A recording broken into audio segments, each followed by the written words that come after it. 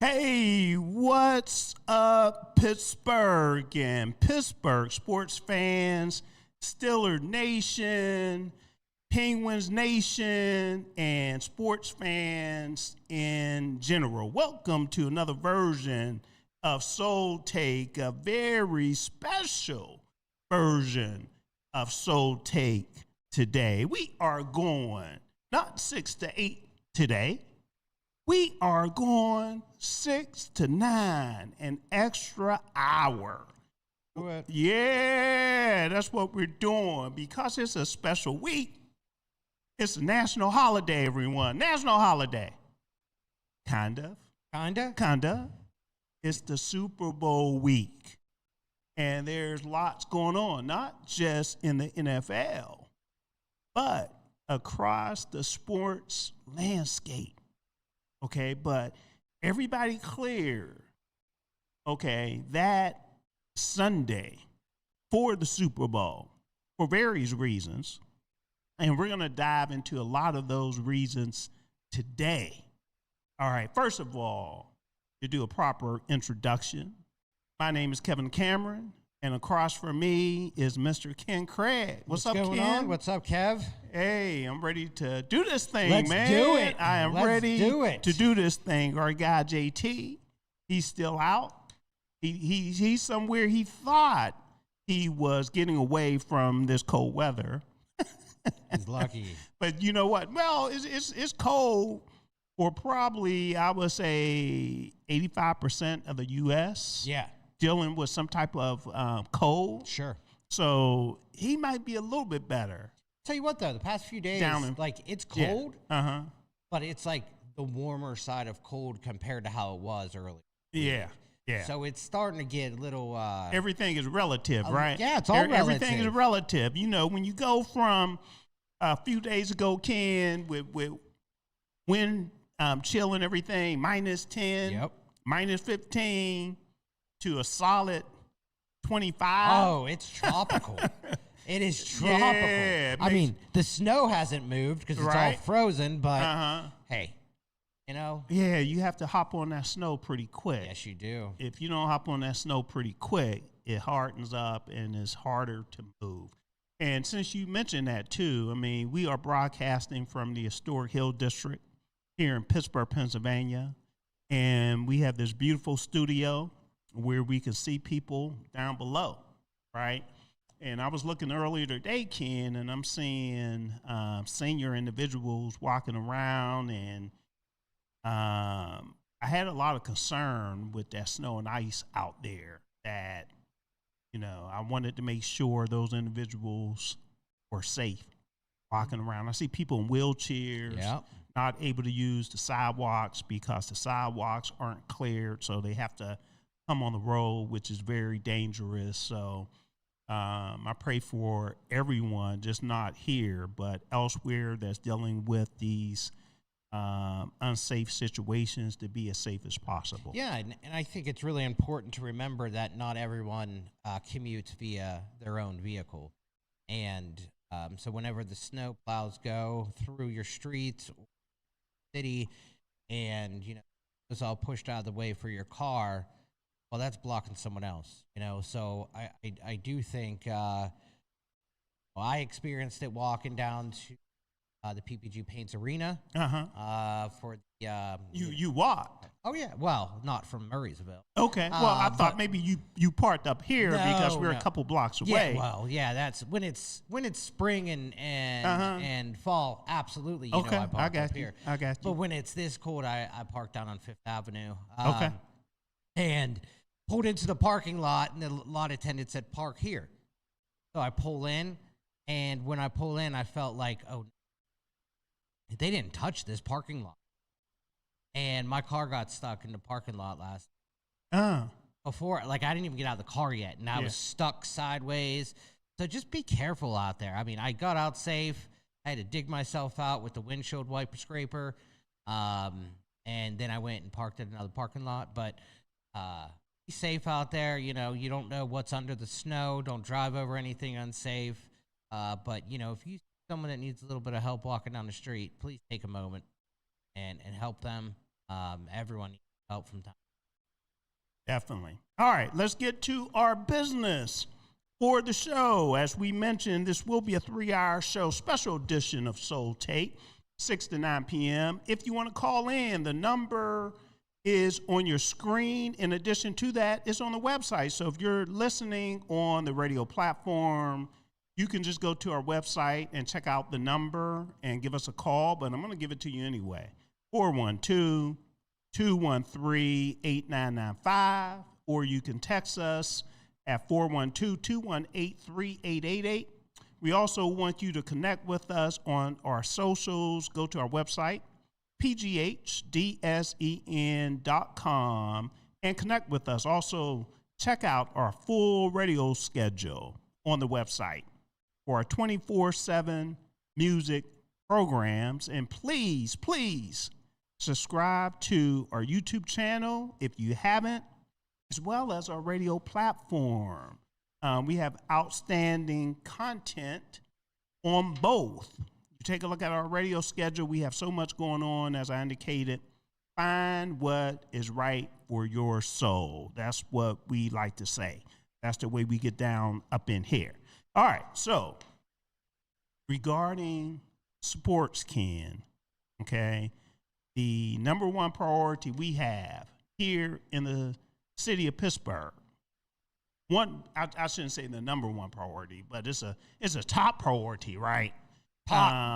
Pittsburgh Steelers, off-season, brand new head coach, Mike McCarthy, okay, filling out his coaching staff. So what is going on with the Mike McCarthy coaching staff? Let us update everyone. Let's start on the defensive side of the ball.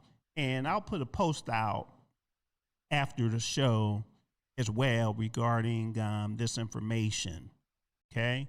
So if you don't quite catch all of it, after the show, this information will be out there for you to absorb a little bit more. So defense coordinator, there's a lot of people that aren't happy with this move.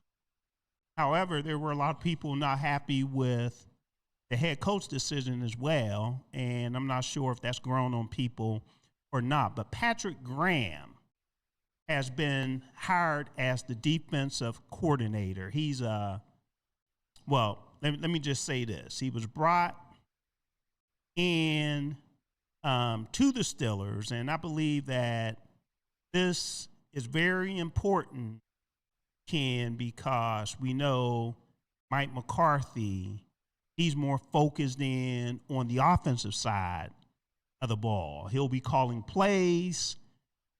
Therefore, he won't have as much attention to detail on the defensive side of the ball. So it's very important to have an individual that could take it and run with it. Your comments on Patrick Graham? Yeah, I've heard mixed things about him. One thing that I do know is he brings the most out of his people. Worked with a defense last year, or not last year, but he's been with the Las Vegas. He's been the Las Vegas Raiders defensive coordinator from 2022 to 2025.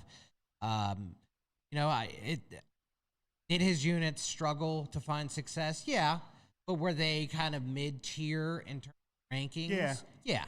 And I believe that he had the fourth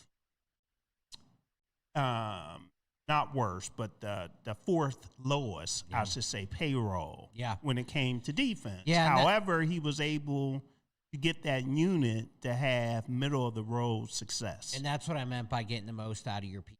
And so, I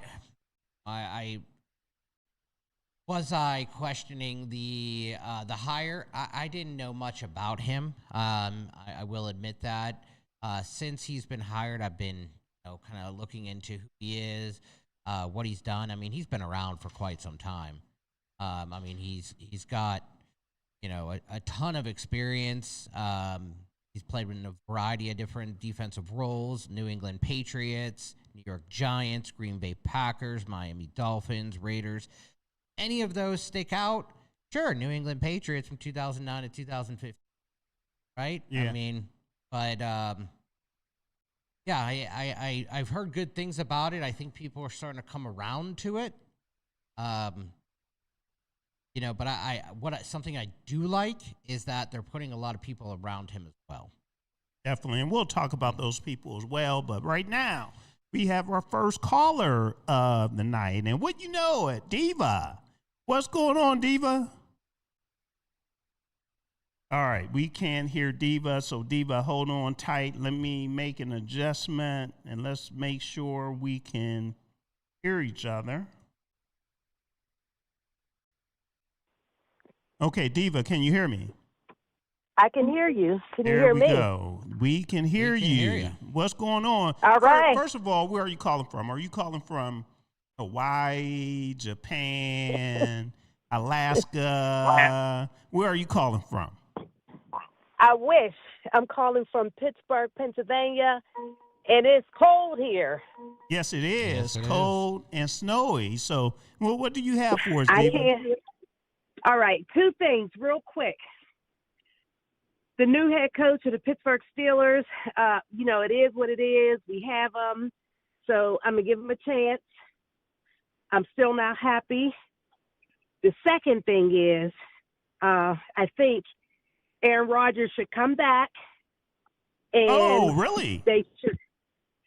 I do, because I want him to help to develop our next quarterback, whoever that's going to be. Okay. Be great to have an experienced quarterback that can help our new quarterback get to where he needs to be so we could ultimately get to the Super Bowl and win. So do you think then thirdly, really quick to interrupt you, do you think that a 40-some-year-old quarterback would play just to help another player? Yeah, that'll go with his legacy. Okay. And it's not like everybody's going to be beaten down. The key word there was just. I think it has to be more than one reason. That's not the only reason. So when you hear just, that's what that implies. All right. So to have a legacy and to also get paid, and I don't think there's going to be a lot of teams, trying to recruit him and get them on their roster. So that's why I thought that he would stick around, because this is his last rodeo. You're saying Aaron Rodgers? I don't think yeah. Okay, well, just let me give you a little bit on Aaron Rodgers. There are some teams that are under consideration. Aaron Rodgers is a free agent, okay? However, there's interest, from what I understand, from the Atlanta Falcons, and they have a solid roster. They just hired their new head coach, Kevin Stefanski, and for the world, I do not understand why so many people are high on Kevin Stefanski, because I'm not, okay? He was given one of the best rosters, so-called, in Cleveland, and he had a number of quarterbacks come through that system, which he wasn't able to do anything with. However, he's still looked upon as a very good head coach in the NFL. I don't care that he won 2 Coaches of the Year. I don't think Kevin Stefanski is a very good coach. He might be a decent coach. So, Aaron Rodgers, there's interest in Atlanta. There's also interest again in Minnesota. Okay. And I just needed to pause that. Sorry about that. There's also interest in Minnesota. So there's some options there. Okay, but thirdly, you wanted to say something else before Ken interrupted you there. No, I was going to say thirdly, how much he'll get paid in Pittsburgh. You know, so it's probably money too. I say legacy, and then training a new quarterback. Yeah. I personally, I think I think he can get paid much more somewhere else. I'll say that right off the bat. I think the need someone immediate to come in and take you to that promised land of a Super Bowl, from like a team like Atlanta. They have a lot of pieces, right? Or a team like Minnesota, where they've been so close the past few is our need. He our only missing piece, right? Second, I would never ask a quarterback like Aaron Rodgers, because it's hard to play in the NFL. I know that because I couldn't do it. If you watch the game, you should know that. Right, and you see them at practice, right? It is really hard for a 42-year-old, 43-year-old quarterback to prepare to play every week. Would you ask a 42-year-old quarterback to come in and play just that, to help out or to develop quarterback under him? And and let me do this. We need to interrupt. Okay, we're gonna let you go, Diva. I have some breaking news here in Pittsburgh's DSEN that we need to get to. So we have an agenda. However, we have a huge legend that we've been trying to get on the show today. And that's what the call that was beeping in was all about. And we do have that legend confirmed, possibly the best player in the NFL, all time possibly, will join us at 7 o'clock, And that player is Lawerence Taylor, Lawerence Taylor, Hall of Famer, former New York Giant, will be on the line with us live at 7 p.m. So, Diva, I hope that you stick around to hear what Mr. Lawerence Taylor has to say at 7 p.m. Well, I like to call in and ask him some questions. Well, we'll have limited time, so we won't be taking phone calls. Yeah, wow. We'll have limited time, so you're going to have to rely on myself and Ken to ask him any questions. So text us, everyone, if you have questions for Mr. Lawerence Taylor, the legendary number 56 from the New York Giants Hall of Famer. Go ahead and text us what you would like to ask, because we will have limited time. So we need to take a break. And before we take a break, we'll let you go, Diva. Appreciate it. All right. I just want to say congratulations on getting Lawerence Taylor on. That's excellent. Yes. Appreciate it. That's huge. So congratulations. All right, guys. Take care. Congratulations until after. Yes. All right. Yes, true that. All right. Take care, guys. All right. Take care. Bye-bye. Bye. All right, Ken. So, yes, I'm excited. I am as well. Yeah, I'm excited. It's a big week. Super Bowl week. Pittsburgh's DSEN, talking to Hall of Famers. Big things are happening. Big things. Now, we're going to get back to the coaching staff. Now, we talked about Aaron Rodgers a little bit.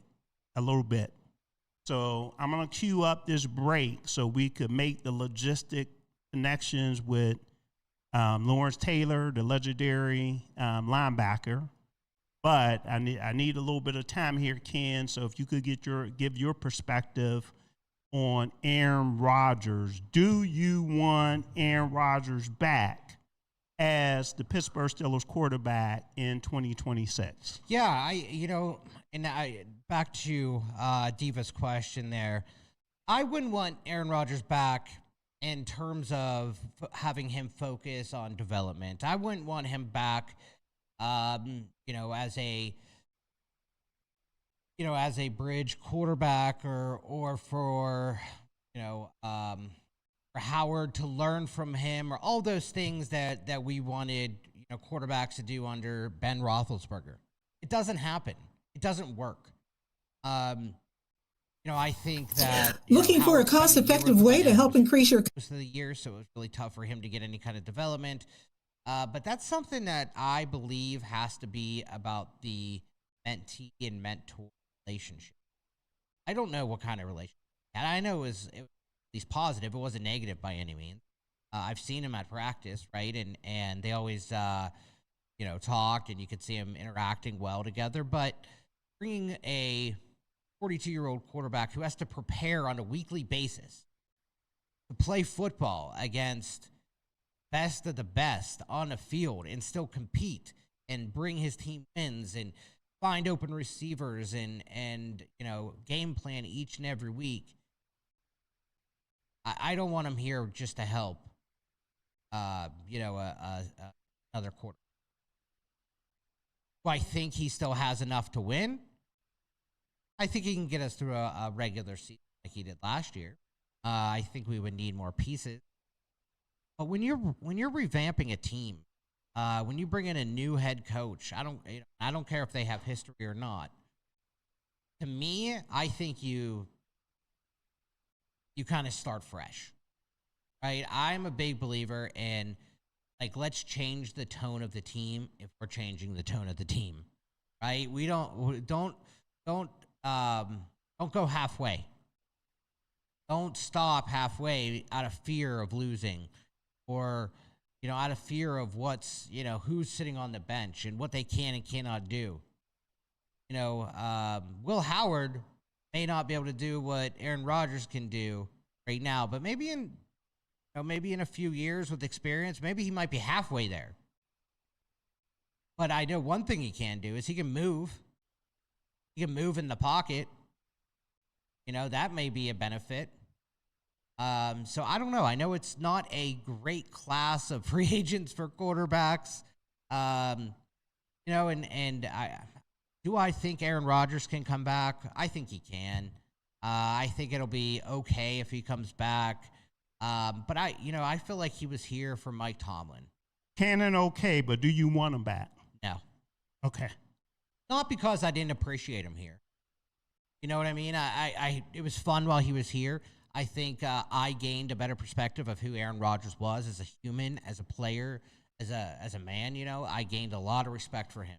I think the relationship he had with the media before he came here is a lot different than when he was here. And I'm talking to local media. I feel like he saw the human side of him.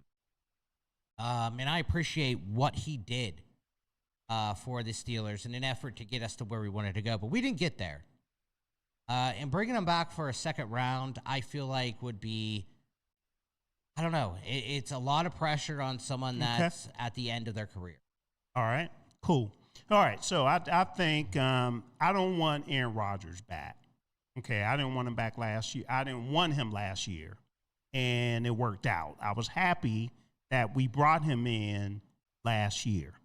Okay, however, given the way things worked out in the playoffs, I realized that we need a mobile quarterback.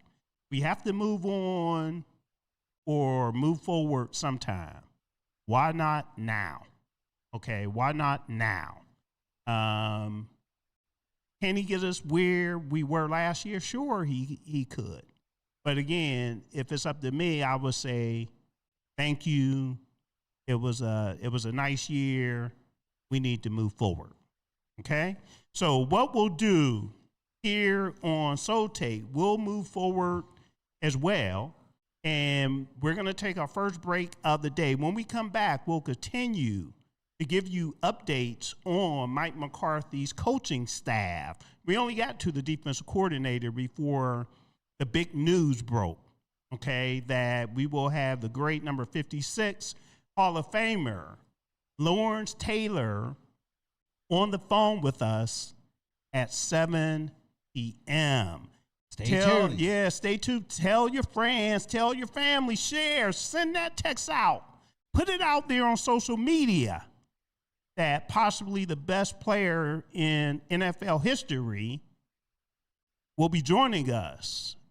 Ken, I'm not sure if you want to answer this question before LT comes on or not.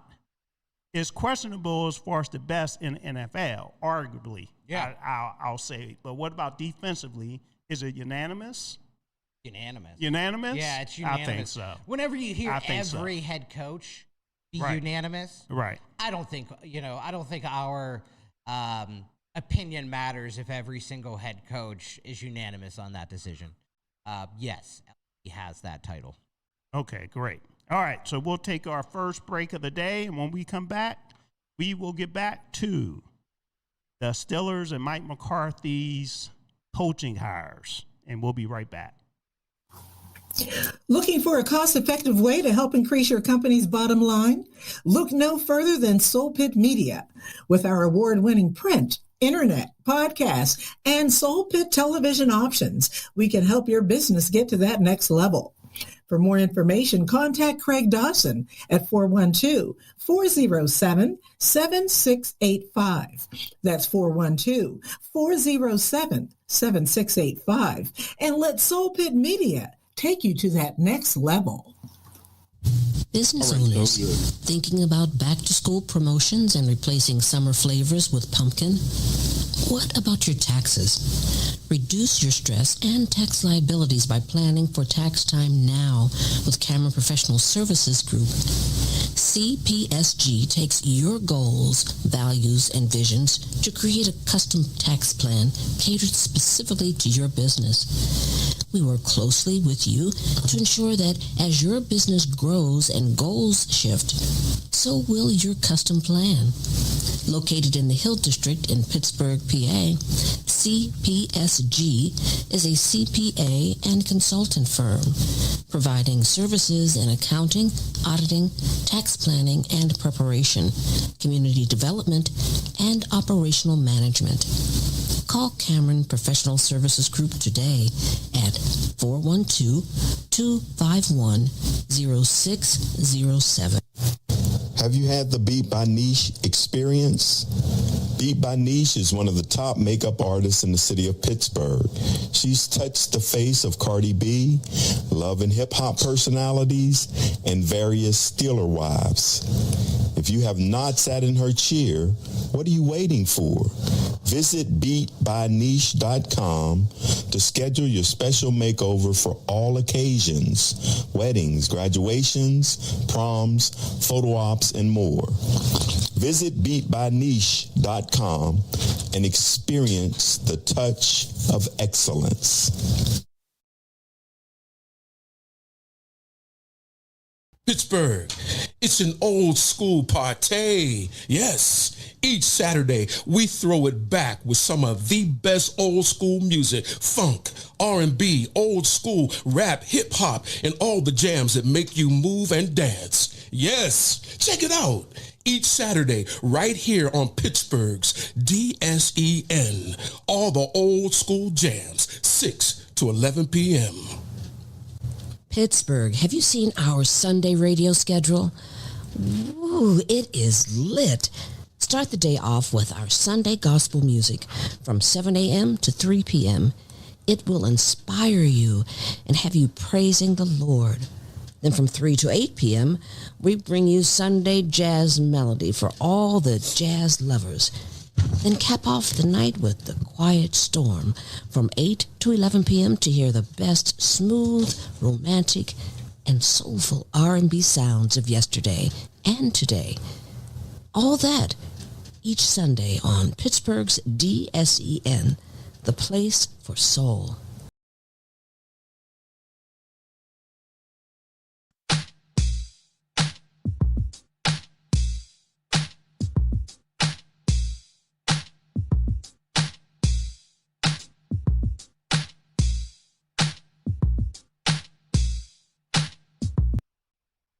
All right, we are back. This is Soul Take on Pittsburgh's DSEN.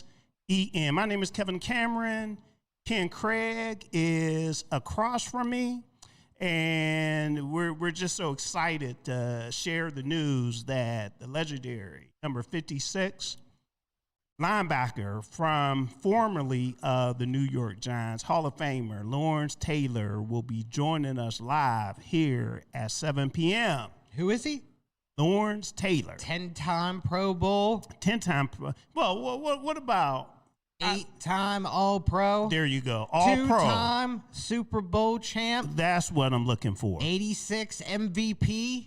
3-time Defensive Player of the Year. And Hall of Famer. There you go. G-O-A-T. There, he did it all. Did he win an MVP in the Super Bowl? Good question, huh? That's a good question. Yeah, we'll have to see. Why you look that up? Okay, and again, he'll be joining us at 7 p.m. The defensive pass coordinator has been hired for the Pittsburgh Steelers. So we're talking about the Pittsburgh Steelers coaching hires. Mike McCarthy, the new head coach, has been putting together his staff since he took over for the legendary Mike Tomlin. Okay, so Patrick Graham is on board as the defense coordinator, the defensive pass game coordinator, and the DB coach. Okay, a former Steeler player, Jason Simmons, was given that particular head coach position. Okay, or I should say job, not position, job. You have so something? to answer, yeah, he did not win the Super Bowl MVP. Is what it's telling me right here. At least for the one, I'm trying to find the other one. No, he did not win for the 86 or 1990. But one thing I wanted to mention, you mentioned the DB's coach. Just to note, Gerard Alexander, did sign with the Minnesota Vikings. And that was surprising. Yes, that was surprising. It was initially announced that he was going to be retained. Exactly. And then on Friday, they even said they were retaining him, and then made that announcement that he's joining Brian Flores and the Minnesota Vikings. Yes. Now, as far as Jason Simmons, let me just give you a little background. Like I said, he played for the Pittsburgh Steelers from 1998 to 2001. Also, the Houston Texans from 2002 to 2007. Some of the places he coached, Green Bay, 2011 through 2015. And also that was as a defensive assistant and secondary coach. Also, I'm not going to go through every position, but he was with Green Bay from 2011 through 2018, or actually 2019. And then Carolina, he went to the Raiders. He was with the Commanders as a defensive pass coordinator. And now he's with the Steelers again as a defensive pass game coordinator. Okay? And you said he spent time with the Commanders, right? I did. Okay. I did. To make sure. Yep. Inside linebackers coach Scott McCurley was brought on board as well, a longtime McCarthy assistant dating back to their Packer days, and he was brought on board so far as well. Just got a text from Yolanda. Hello, Yolanda. Yolanda, I'm not sure if you heard the news as well. We will have the legendary Lawerence Taylor, number 56, Hall of Famer, with us at 7 p.m. Okay. Did you have anything on Scott McCurley? Nope. Well, McCurley was our previous inside linebackers coach, right? Correct. Okay. Right. Yeah, I was right. going to say but he has some history with Mike McCarthy. Yeah, when McCarthy became the Green Bay Packers head coach in 2006, he actually hired McCurley for his first NFL job. All right. So we don't need to go in depth with all these hires, but we do want to make sure everyone is aware of what's going on. Chief of Staff kind of sounds like a political position. Steve Scarnecchia, if I pronounced that right. Scarnecchia. And Steve Scarnecchia, he's someone I do want to talk about because that chief of staff position is almost like the go-to person for Mike McCarthy. Scarnecchia served as the director of football operations for Syracuse for some time. But I want to make sure this could be a big hire. I know he was he was the chief of staff for the Atlanta Falcons. But his name's going to come up a lot, and I just want to warn all the Pittsburgh Steelers fans out there. We're kind of going to the dark side here a little bit, right? So Scarnecchia was with the Patriots and was involved in Spygate scandal. Are you sure you could bring that up? That's why I'm letting everybody know. A lot of people don't care with Bill Belichick not making the Hall of Fame, first ballot, as well as the owner, Robert Kraft, not making it. A lot of people are saying, forget what happened there. They should be in. They should be in. Yep.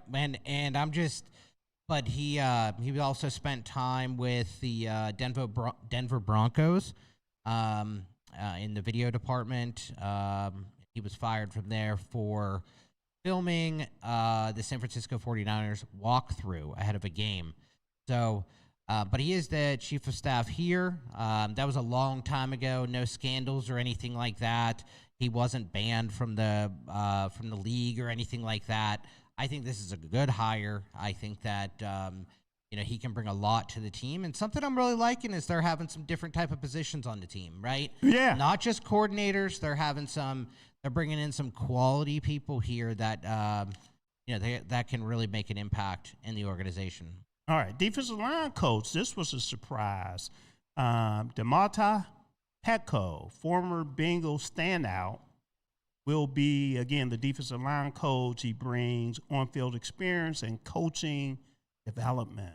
So that's very interesting, and that's a surprise.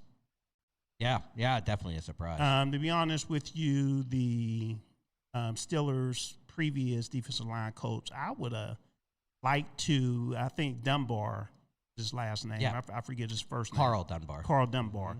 I thought he was really good. I thought he had a chance to stay on. Yeah, they always, it always seems like they want to retain like one or two guys, right? And Dunbar was going to be the one I suggested. Like, why wouldn't he be retained? He's always had a top-notch defensive line. He's always been very, very highly spoken of. He travels for the team for, the combines. He's usually, in the midst of the Senior Bowls and things like that. So I was really surprised to see that he was informed that he was not going to be retained under the Mike McCarthy staff. He's been with the team for 8 years, but, now we got Petco's going to be the new defensive line coach. I know he worked with the Cowboys in 2024. We had Micah Parsons, DeMarcus Lawerence. He had some big names to work with down there, but coming in to work with TJ Watt, Cam Hayward, the big dogs here. Definitely. All right. Staff in progress and interviews. Let me see here. Looks like there's reports that Cowboys tight ends coach Lunda Wells is expected to interview for the job if he hasn't already. And he was, if I'm not mistaken, he was with McCarthy in Dallas. Okay. Yep. Okay. And passing game coordinator, tight ends coach is a candidate, Chase Haslett. I think he announced that he's going to be staying with the Saints. That's a different one. Oh, that's is it? Well, I know that, my goodness, the offensive coordinator. Yeah, I know who you're talking about. Oh, my God, Tolzien. What is his first name?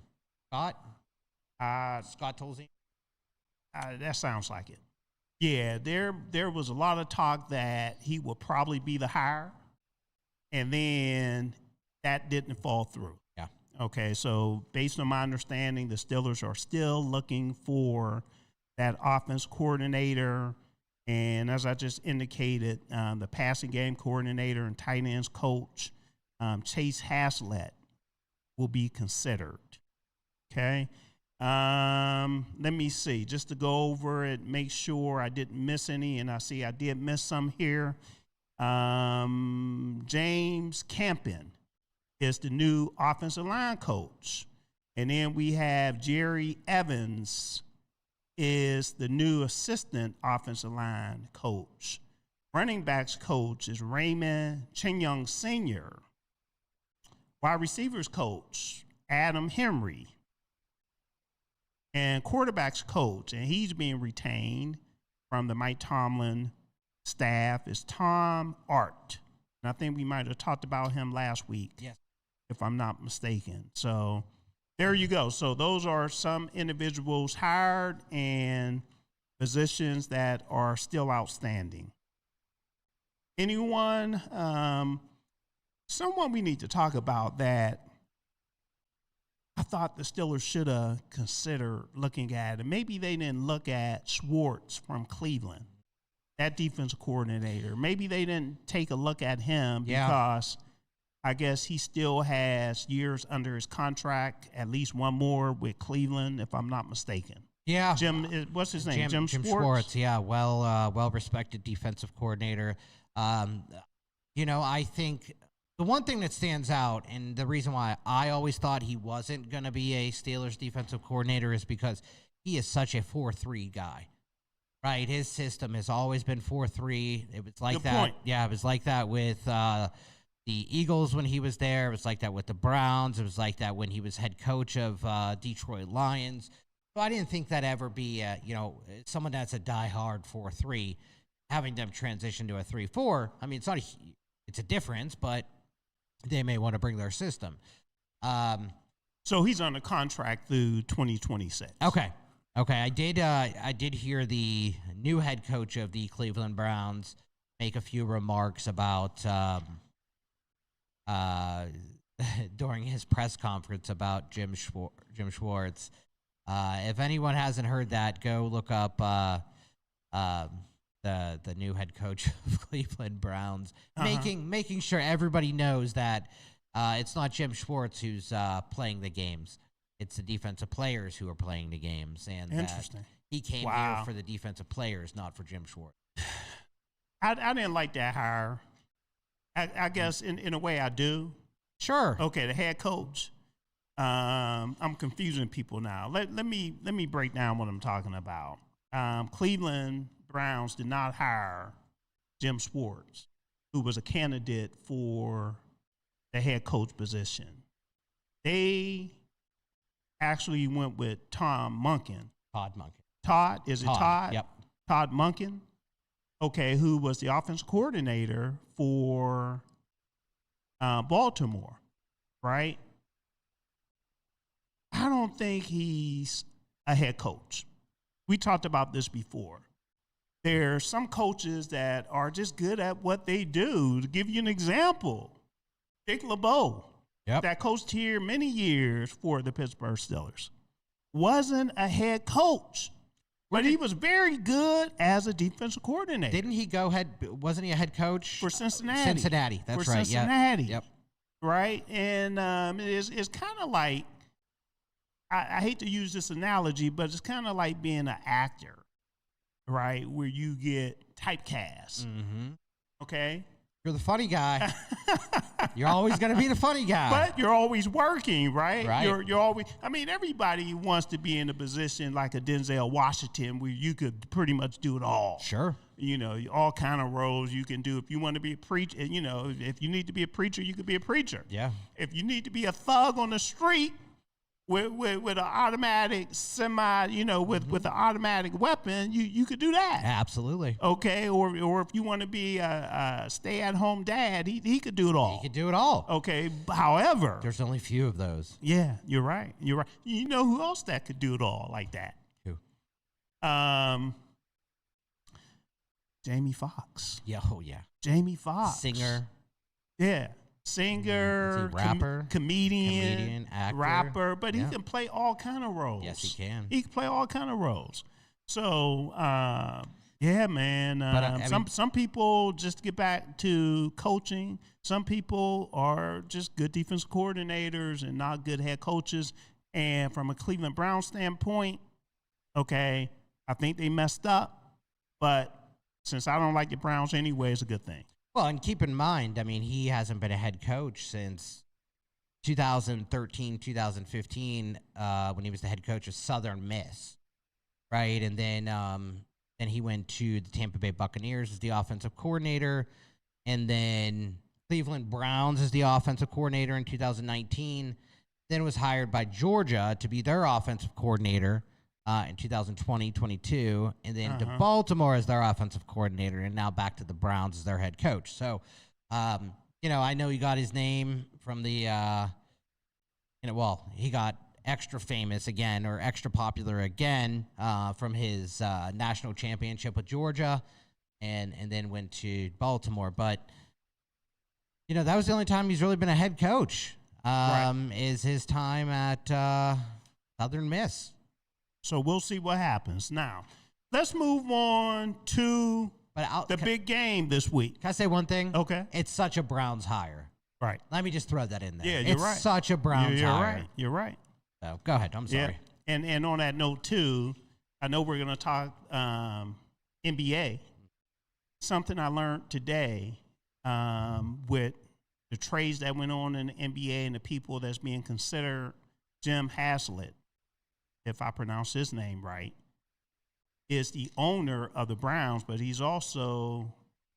has a huge ownership stake in the Milwaukee Bucks. Oh. And Giannis, the Greek Freak, is being courted out there from a trade standpoint. And Jimmy Haslett actually did an interview. And right when I saw him, and I think he started his ownership in like 2023. Okay. And I just thought, wow, he's messing up another team. Yeah. He's messing up another team. All right, so the Super Bowl is going down this Sunday. There's all kind of activity that is going on in Santa Clara, California. The game will be played again Sunday at Levi Stadium. The kickoff is approximately 6:30, Ken. Approximately. Do you know why? And that's Eastern Standard Time. Why they don't kick off at that time? No. Why do you think they're not given a actual time? Oh, because there are so many outside activities and things going on around you and things going around the game. There's people performing and something may go wrong. No, Ken, I threw you a softball, man, and you didn't hit it. Why? You got to hit these softballs, man. The reason, the big G. Gambling. Oh, of course. Gambling. Do you think that has something to do with it? And what I'm talking about, everybody, these prop bets, right? How long will the national anthem be? Yep. How long will halftime be? It's a really good point. Yeah, because if you say kickoff's at 6:21, right, and anthem starts at 6:19, you know what I mean? No, but what I'm saying is, I'm not sure if there's a prop out there. Maybe we need to look. Yeah. What will be the actual time the ball will be kicked off in the Super Bowl? Okay, so they're saying approximately 6:30. So can you put a bet on 6:31, 6:29? You see what I'm saying? 6:35. I think that needs to be investigated there. Okay. Now we talked about halftime. Halftime show. Everybody should be aware now that Bad Bunny is scheduled to perform at halftime. Now, go ahead, Ken. Shout out to Bad Bunny, who basically cleaned house at the Grammys the other night. There's a few others that did well. Olivia Dean. He's having quite a year so far, 2026. Yes, he is. Olivia Dean did well. Kendrick did well. But Bad Bunny, really made sure people, heard what he had to say. Was that a setup too? I mean, come on, man.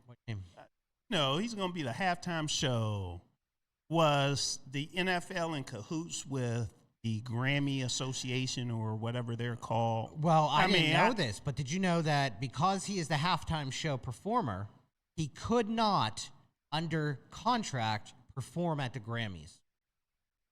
Okay. However, it's like this when you have a new book. Yeah. You go on the book tour to promote your book. Yeah. And, that's a heck of a stage to promote the Super Bowl and you performing in the Super Bowl. Yeah. Man, And Kent. and not letting people see it at the Grammys? Exactly. It's You're like teasing a tease. it. Yeah, you're teasing it. Like a tease. But you know what? The more I talk, the more I'm acting like I'm trying to find the word. Conspiracy theorist? Not because yeah, kind of a little bit like that. Yeah. But what am I thinking of? It's something else that starts with the C, I think. But we'll figure it out. I'm not allowed to say that on air. Or no, not that word, not that word. But it's something when you question everything. Oh yeah. Yeah. But there's a term out there I can't think of right now. Okay. Some of you out there that's watching, text us and let me know what I'm thinking. Yeah, when you're always questioning what is going on. All right, so where are we? The Super Bowl, right? This is a rematch, Ken, of Super Bowl, was it 49? Hey, It Kev, can't just be so 49. Kevin, just so you know, we're getting a few messages in the chat, and they are giving you props on your hoodie. Is that right? Yes, they are. Excellent. I might need to stand up and show the full hoodie. I thought I would wear it for the Super Bowl. Legends. Don Stallworth, Franco Harris, Terry Bradshaw, Jack Lambert, and Joe Green. Were they actually signed? Or was that just printed? Okay. He said printed, everybody. Yeah, printed. This was a Christmas gift from my family years very ago, cool. probably 4 years ago at least, and I just decided to wear it. I had to break it out, but thanks to everyone that gave me props for the hoodie. The Super Bowl game, this is a rematch from 2015, which New England won, and they had no business winning this game because this is a game where Russell Wilson should have handed it off to beast mode, Marshawn Lynch. But him and Pete Carroll decided to throw the ball, and it was intercepted, and New England ended up winning 28-24. Okay? I watched a video the other night where they had Bill Belichick and the other players around him and the other coaches around him breaking down everything that happened in that play. And they practiced that play over and over and over and over again at practice. Okay, that specific play. Right? Okay. And no cornerback was able to break like that. No cornerback was able to break like Malcolm was. At the time, I thought, and when I say at the time, sometime after the game, right? I thought Malcolm Butler said he saw it on tape and knew exactly what it was. Yeah, and that's true. Because of their chief of staff and their video person who would make these plays that they knew through watching film that the other team was running, right? And so they saw this goal line stance, but they put three wide. And, they had one guy, who would set a pick and the other guy who would run a slant. And so they practiced and it was just, it was pretty cool to see the way that they worked through it and the way that they came up with this and how Malcolm Butler, knew how to break on that. And it really showed how good of a coach Bill Belichick was. And, little things like that, that goes back to a coaching staff and how you prepare your players every situation field. Okay. All right. So Seattle, if I'm not mistaken, will be seeking their second Super Bowl. New England will be seeking their seventh Super Bowl. Whew. Who do we want to win? Exactly. That's the main reason I want Seattle to win. I do not want New England to supplant us as having the most Super Bowl wins in NFL history. Yeah, in real talk, I mean, Seattle looks really good. Yeah. I'm not just saying that. I mean, Seattle looks like a complete. And, I mean, New England does too. But Seattle has run this league this year. Mm-hmm. You know, they have ran through everybody. 14-3. However, New England is 14-3 as well. That's wild. And this will be their first Super Bowl appearance since the Brady-Belichick era. Drake May, I know he's been dealing with some shoulder issues, but he said that he feels good now. Good. So we'll see exactly what happens from that standpoint. What we need to do, we're like 3 minutes away from the great Lawerence Taylor, number 56, Hall of Famer. So we need to go ahead and take a break. And when we come back, we will have the great Lawerence Taylor on the phone with us. And as I cue up this break as well, Ken, any particular player sticks out in the Super Bowl where you feel as though he would be the key to the game? Any player? Yeah. Defensive player. Any player. JSN, Jackson Smith, Nick Jigba. Okay. He is an underdog type player. This year, it doesn't feel like it because everybody knows him now. But before this year, he was a, third wide receiver on an Ohio State team that had, just ballers out on the wides. He was sitting behind DK. Then he comes in as a rookie and blows up the league. He's someone that can turn a 10-yard pass into a 90-yard touchdown. So I have high hopes for him.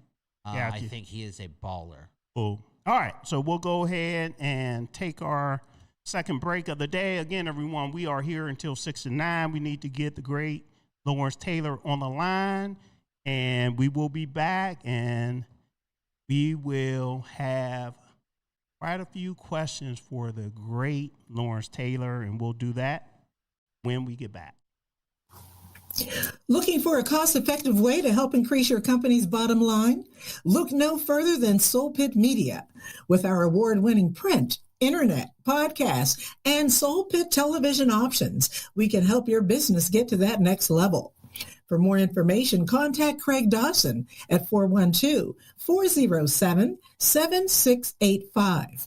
That's 412-407-7685. And let Soul Pit Media take you to that next level. Business owners thinking about back-to-school promotions and replacing summer flavors with pumpkin? What about your taxes? Reduce your stress and tax liabilities by planning for tax time now with Cameron Professional Services Group. CPSG takes your goals, values, and visions to create a custom tax plan catered specifically to your business. We work closely with you to ensure that as your business grows and goals shift, so will your custom plan. Located in the Hill District in Pittsburgh, PA, CPSG is a CPA and consultant firm, providing services in accounting, auditing, tax planning and preparation, community development, and operational management. Call Cameron Professional Services Group today at 412-251-0607. Have you had the Beat by Niche experience? Beat by Niche is one of the top makeup artists in the city of Pittsburgh. She's touched the face of Cardi B, Love and Hip Hop personalities, and various Steeler wives. If you have not sat in her chair, what are you waiting for? Visit beatbyniche.com to schedule your special makeover for all occasions, weddings, graduations, proms, photo ops, and more. Visit beatbyniche.com and experience the touch of excellence.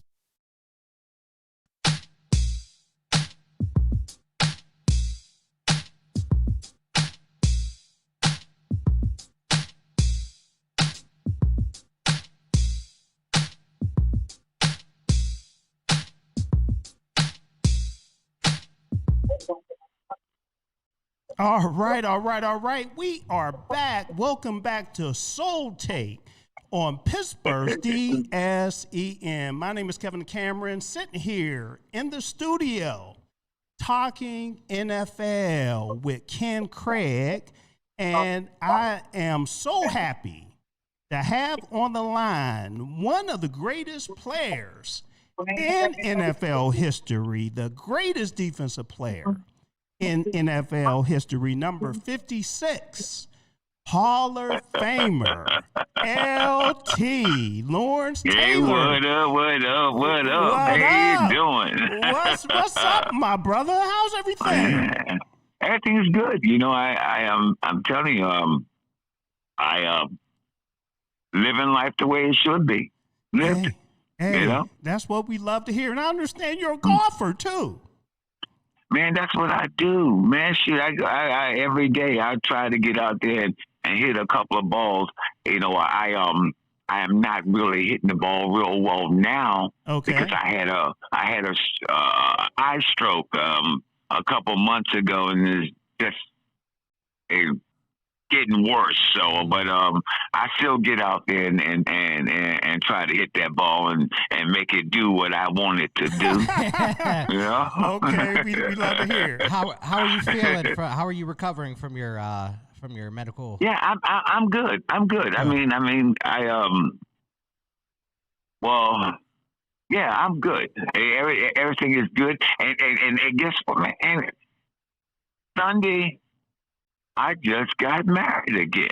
Last Sunday. Hey, LT. Yeah. Breaking news on Pittsburgh's DSEN. Way to bring it, brother. Congratulations. Yes, how long has it been? Wonderful woman. I mean, the family is good, and I'm happy with myself. I'm happy who I am, and I'm happy to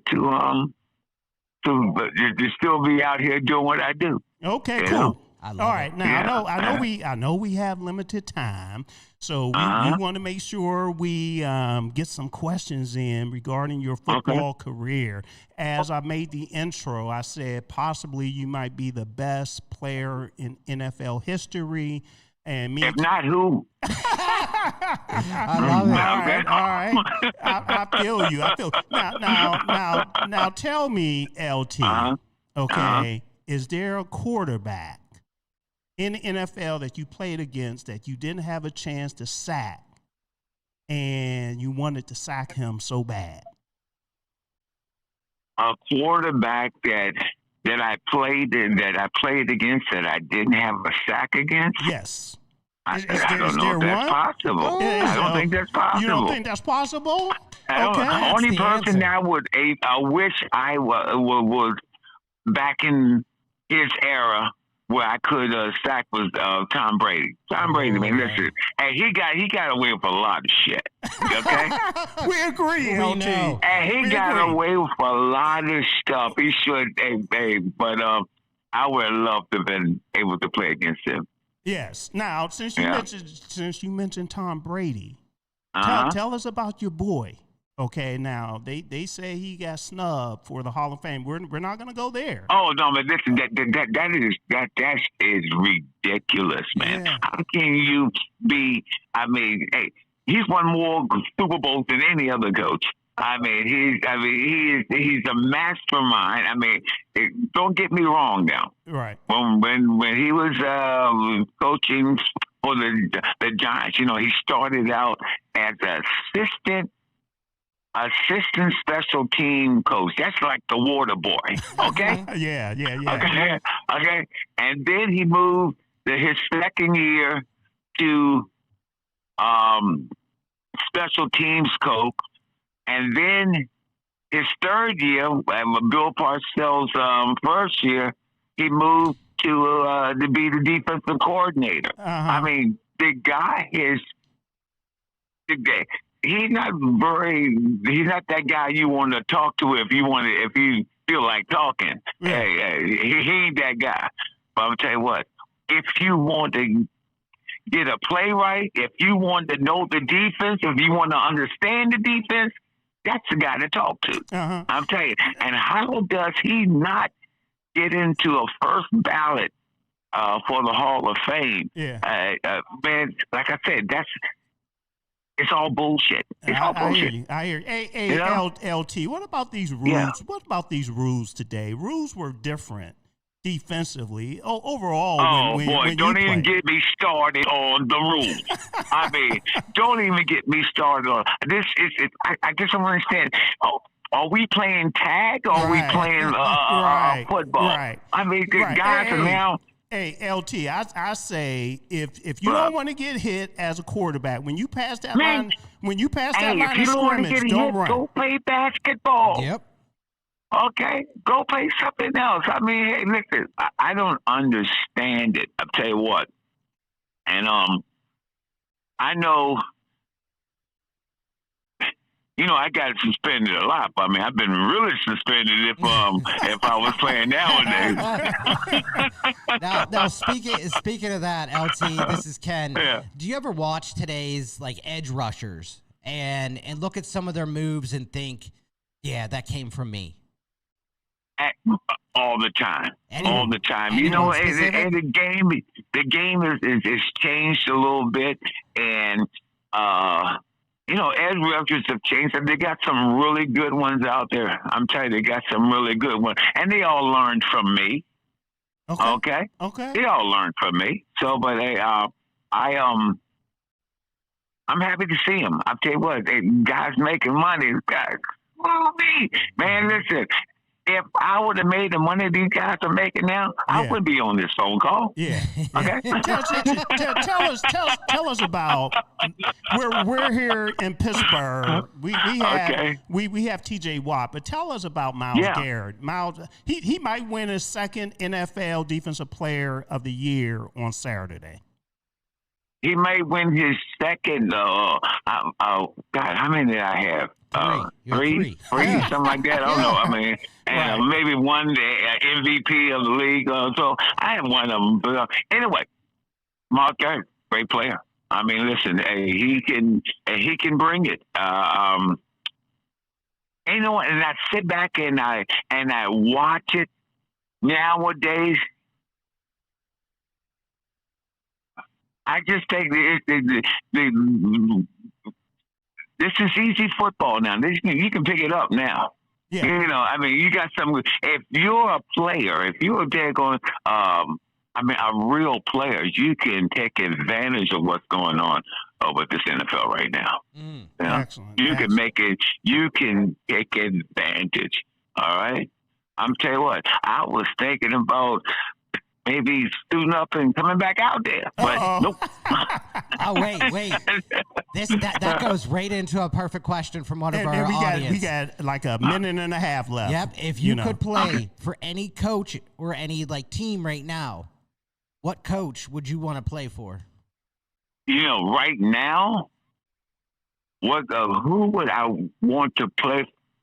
Yeah, what coach or what system, what defensive coach? Oh boy, you know what? I really, it's hard for me to say that because the coach I had, Bill Parcells, was instrumental in my life. He allowed me to do what I wanted to do or what I thought I was capable of doing, and we worked well together. I mean, he was. Parcells, I can't imagine being with another coach other than Bill Parcells. He let you be you. He let me be me. Yeah. He let me be me. That's so important. Yeah. Yes. I can't imagine being with another coach. Last thing, and I know you're at dinner, and we're respectful of your time, and tell your beautiful bride we say hello as well. Absolutely. And congratulations. They say hi. last question here, and Okay. I have to ask you about this because this is current news. The New York Football Giants, and I like to say football giants, right? Okay. John Harbaugh, the new head coach. Your thoughts? I think that is a great pick because he knows what football is all about. He's been there. I think that's going to be a good pickup for us because he knows what he wants out of a player. Some coaches just don't. They're great coaches or good coaches, but they don't know what they want from a player. Harbaugh knows what he wants, and if you ain't gonna give it to him, guess what? You won't be playing. Right. Okay. It's all good. Simple as that. Yeah. Straightforward. All right, LT. I'm telling you, I'm looking forward to it. I am telling you, hey, I'm trying to get my tickets straight and stuff. The ones I sell and ones I don't sell. But anyway, it's all good. It's all good, LT. And you know what? I'm gonna make it down there and meet you face to face, cause Kevin Winston. I dare you. I dare you. We'll do it. Kevin Winston introduced us, right? And I have to say thank you very much to Kevin Winston for allowing this to happen. Talking to the legend of the NFL. Man, I had more fun than I thought I was going to have. Okay, LT, let me leave this. Let me leave you with this as well. I'm going to tell you how special you are, my brother. All right, there's a few individuals that have their numbers retired across their sport. I believe the NFL should retire number 56 from the NFL. That's how great of a player you were. Okay. Wow. They should retire number 56 across the NFL. Okay. Thank you. Wow, that's big. That's big. Hey, let me know when you get that done, okay? I'll be pushing for you, LT. Hey, LT. Okay, buddy. We'll let you go. LT, happy birthday. Thank you. I know it's tomorrow, so enjoy your Ken is on it. Ken is on it. Yes, happy birthday. Okay, thank you, guys. All right, thank you. All right, I really enjoyed this. Thank you very much for thinking about me and bringing me on the show. Okay? Okay, right, appreciate it. Take care, LT. care. Okay. All right, buddy. Yep. Bye now. Mm-hmm. There you go, Ken. There it is. We got it done, bruh. Man, 10-time. Oh, sorry, that was weird. 10-time Pro Bowl, 8-time All-Pro, 2-time Super Bowl champion, Man. 1986 MVP, and what did he say? 3-time Defensive Player of the Year. Yes, he made it known. Hall of Fame jacket He made it wearing known. GOAT, the GOAT. Lawerence Okay, Taylor. we have a phone. Let me see if phone. I just missed the phone call. The caller, I'm sorry, we were so excited with having the great LT Lawerence Taylor on. If you call back, we'll make sure that you get on. If you call back, we will make sure you get on. LT, Ken, I was serious about what I was saying with the retirement across the NFL. Oh, I agree. That's how great of a player that he was. There's certain. You look at hockey, right? Yeah. You don't see people that wear 66, and you don't see people that wear 99. Right? I mean, it's across the league. 56 is absolutely should be that number for. Definitely. And, there's certain people that when you have an agenda somewhere over here, when you have an agenda and you get a phone call. That went right, out the door. That, here's our caller. Let me pick this up here. Okay. So we have a caller on the line. I just need you to hold one minute. All right. So yes, you do. My point is there's certain people when you hear that they want to come on, okay, you stop what you're doing. Hands down, yeah. You throw that agenda on the floor, out the window, or whatever. Okay, it's like there's a handful of people, okay, Michael Jordan, Tiger Woods, certain people, okay, that Mario Lemieux, right? You just stop what you're doing and you get that person on. And Lawerence Taylor, he fits that group. Yep. All right, so we have a caller, and may I ask who's calling and where you're calling from? Well, my name is Rita, and I just called. I think tomorrow's a special day. Is that right? Congratulations on your wedding. Thank you. But well, Rita, yes. we don't have LT on anymore. Oh, yeah. Tomorrow's his birthday. Tomorrow is his birthday? Okay, go ahead. Yeah, and I tried to call in. Yeah, I'm sorry. You know what? I knew we had limited time, so he was at dinner and everything, and we weren't taking calls. We didn't plan on taking calls when we had him on live because, again, he had limited time. We're selfish. How did you enjoy the interview? It was good. It was good. I remember him from back in the day, you know, when I used to fly a lot of the charters, the football charters. Okay. And I bet you have some stories. One of my favorite. Hey, Ken. I knew it. I had a friend's mom who was a flight attendant for Southwest, I believe, back in the day. And maybe I'm wrong about the airline, but she used to say the type of tips that they would get from football players and all kind of stuff. And I can't say it here live, but it was wild. And wow. Rita, are you on the air right now? Yes, we are. We're live on the air. Yes. Oh, Lord. Okay. Well, I won't say too much, but you won't say too much. It was a good time. You can say that though, right? It was a good time, and the players, you know, from my experience, they were all respectful. You know, I had the Steelers, the San Francisco baseball, San Francisco Giants, Chicago Cubs. I had a lot of football teams, and that's when I would fly. So you were up close and personal. Yeah, we knew what different people drank, and you know what they ate, and yeah. Yeah, excellent. The Redskins. Again, you know, I have to say thank you to my boy Kevin Winston, who allowed all of this to happen. And as you know, Rita, it's good to know people, right? It's good to know people.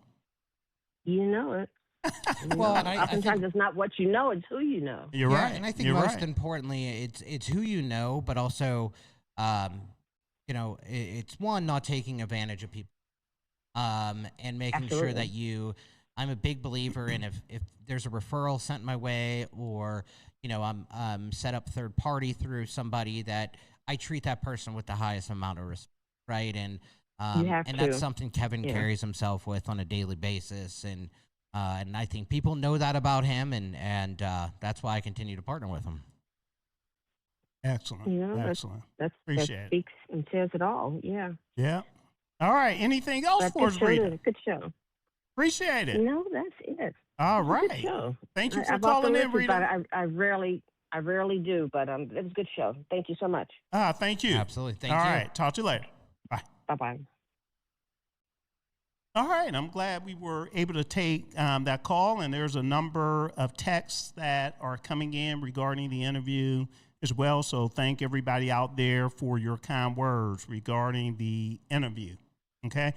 Ken, I was so fired up, man. If I could have suited up and, you know, went out on a football field, I would have done some damage today, man. Yeah. I'm telling you. Wow. I'm telling you. This was it was a surprise, right? We didn't come in today knowing that we'd be able to get LT on the line. I like these type of surprises. They're better. Yeah. It ends up better, right? Because you're right. not all over prepared and overthinking and, you know, getting nervous. It's like, let's just do it. Yeah. So just now, funny story. Okay. The other night I got to shake hands with Mario. Nice. Nice. We were waiting to go whenever they had the 2016 team there. You know, Lemieux was walking into the locker room, got to shake hands with them, say hi, and say a few words to some of the players. And, when you don't expect things like that, you're yourself. And people appreciate authenticity. So that goes a long way. So I'm glad it happened this way. Definitely. And music to my ears as well. He said he enjoyed it. Good. He said he enjoyed it. Good. And that's what you want. You always want people to have fun on the show. Yeah, we should have asked him if he was coming up for the draft. Interesting. But again, I do plan on going down where he lives, and I know he's a golfer, and I do hope to, swing the clubs with him as well. Absolutely, and you're getting a lot of love on YouTube, on the chat here. Al Valentine mentioned, let's set up some golf. You're getting a lot of great interviews. That's right, Al. Let's do it. Getting a lot of great interviews from Kevin Brown, my man. What's up? Excellent. Valentine and now those two have traveled to golf. They just came back from a golfing trip. Yeah, right. So I know they're down. They're down. Were they down in Florida? Yes, I believe so. Yeah. Yeah, the last time. Yeah. The times before that, who knows where they were? That T Brown, he's in Colorado, all over the place. All right, so what time is it? 7:22. Okay, we're going until 9:00. You mentioned this already, Mario Lemieux, the 2016 Pittsburgh Penguins reunion occurred a few days ago. You want to fill everybody in regarding that, Ken? Yeah, absolutely. So, the Pittsburgh Penguins, they paused, and they took a pause to honor one of the best teams to ever play in the PPG paint. Okay. Before the matchup with the New York Rangers, the Penguins just took a moment to celebrate one of the franchise's high points, honoring the 10-year anniversary of the 2016 Stanley Cup championship. So a number of players joined, that came into the building, including former GM Jim Rutherford, former head coach Mike Sullivan was there, and a few players, including Sidney Crosby, Evgeny Malkin, Chris Letang, Connor Sheary was there, Marc-Andre Fleury came back, Chris Kunitz was there, but it was full nostalgia as they had highlights on the Jumbotron, and it was really an unforgettable moment for an unforgettable run that the Penguins had that year. So, like I said, head coach Mike Sullivan was also recognized. They were playing the Rangers that night. Yeah, so that was nice. There. Well coordinated. Very well coordinated. Very well coordinated. He was one of the best and one of the most impactful coaches in franchise history. So, but it was a classy, really feel-good ceremony that served as a reminder of what the organization looks like when everything's clicking. So, we saw a zoom in of a tear running down Sidney Crosby's face, and so it was, it was really, really cool to see. Crosby, made sure to note how much he loved those guys, and how close they built that friendship, and and it's funny because I came home and I was telling my wife about it, and she said, "What are they going to do on next year?" Yeah, right.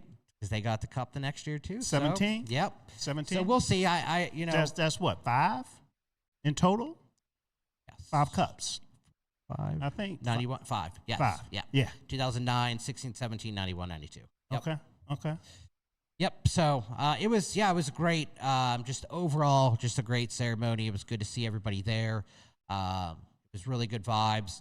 The Penguins, now they knew they had to win this game, right? They were showing that game. They were showing off. They were showing off that game, and they did. They took care of business. It got close at the end.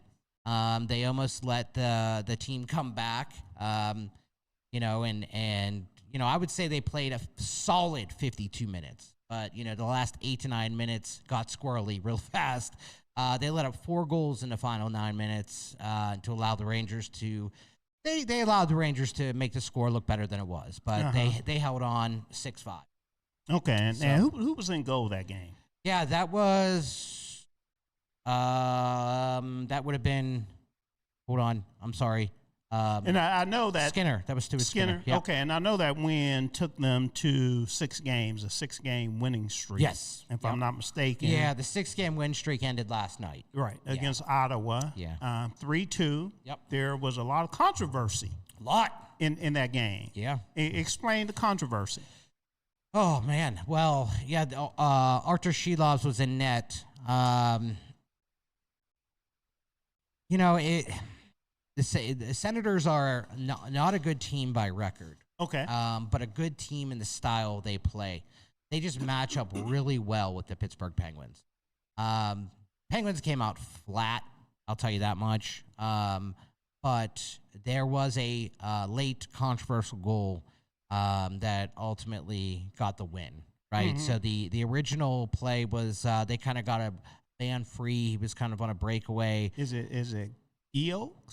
Clyde Giroux. Giroux. Yes. Okay. Giroux got who used to play for the Philadelphia Flyers and now plays for Ottawa, and he's a Penguin scorer, right? He scores against the Penguins all the time. Okay. But he got free and kind of the goalie stopped it, but Clyde Giroux kind of ran into the goalie. Puck kind of went through. The net came off Lawerence, and the puck went past the goal line, right? Okay. So it was. Yeah.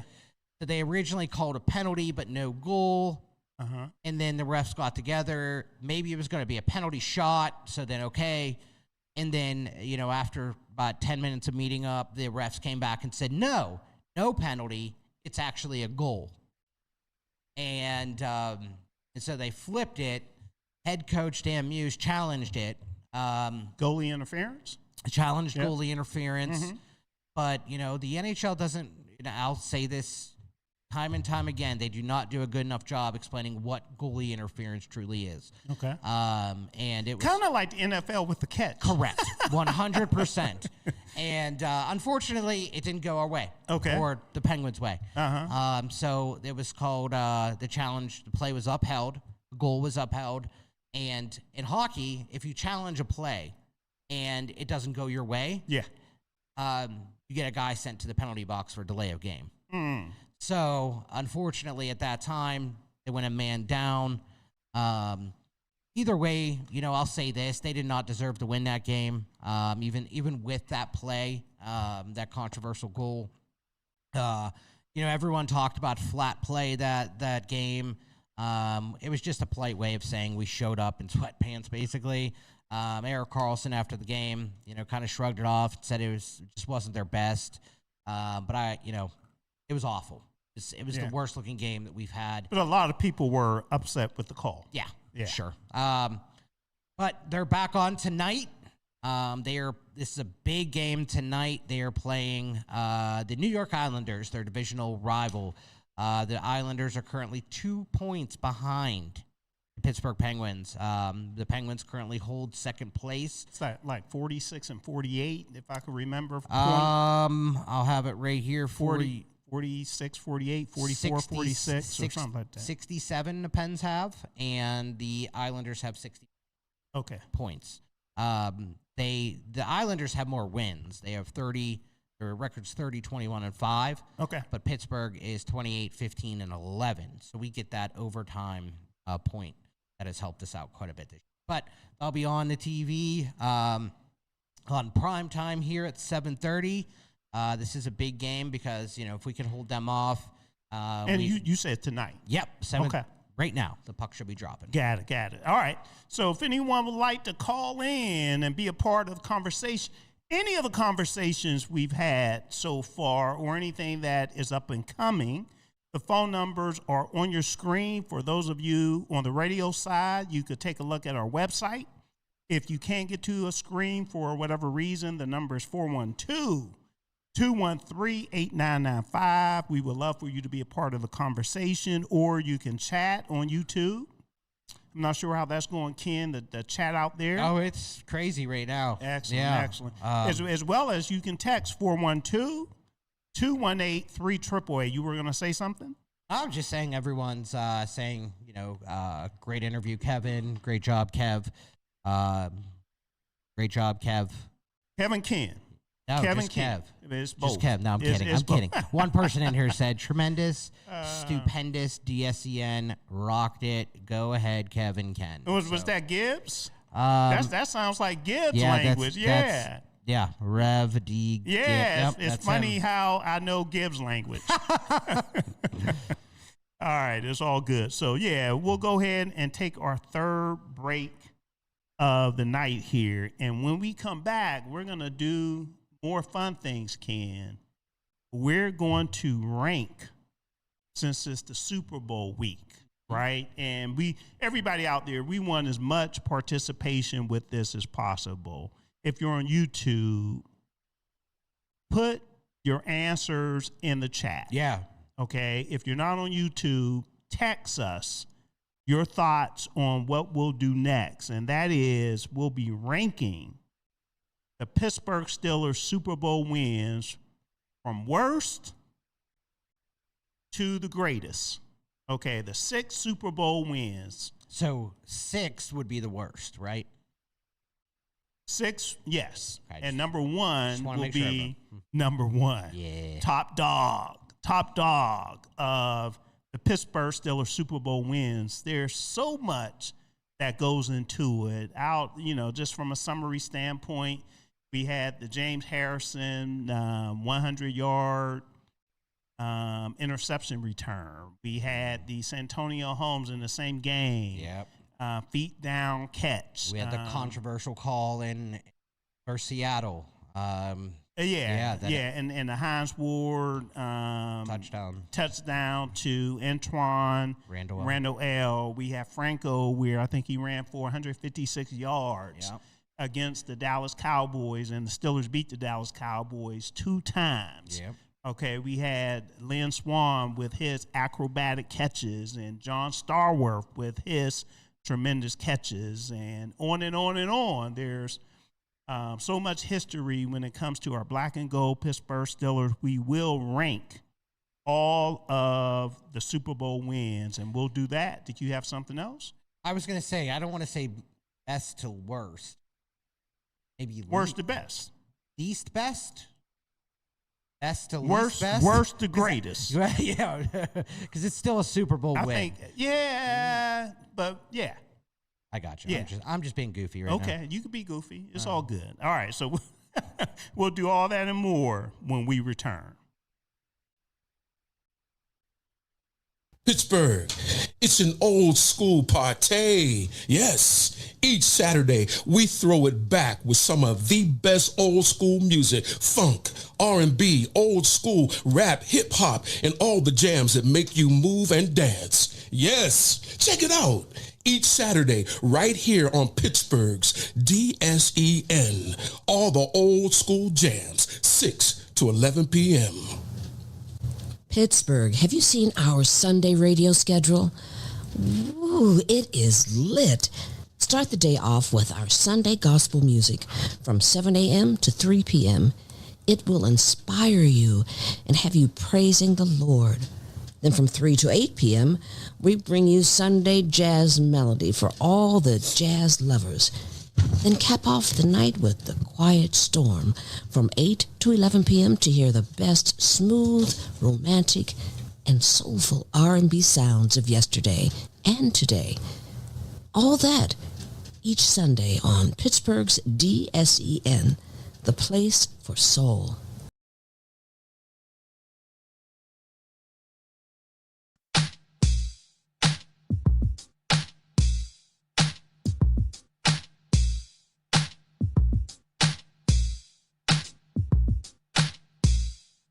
All right, we are back. We are having so much fun up in here. All right, this is Soul Take on Pittsburgh's DSEN. We normally come to you every Tuesday from 6 to 8. But we knew this would be a huge week with the Super Bowl.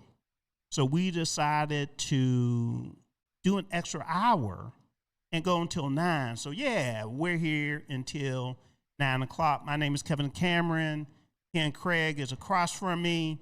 JT is out today.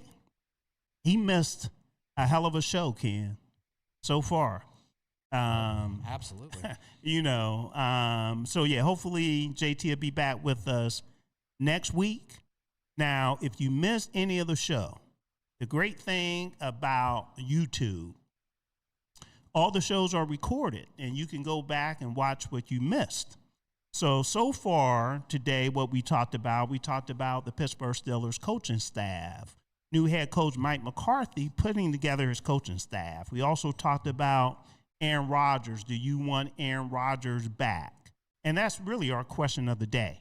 Okay. Do you want Aaron Rodgers back? All right. Also, we talked about the Super Bowl, Seattle versus New England, and we'll make our picks later as well. We talked about the Penn's 10-year anniversary, the 2016 Stanley Cup reunion, the game against Ottawa last night, and we previewed the game tonight that's going on now in New York against the Islanders. And the highlight of the show so far, hands down, no doubt about it.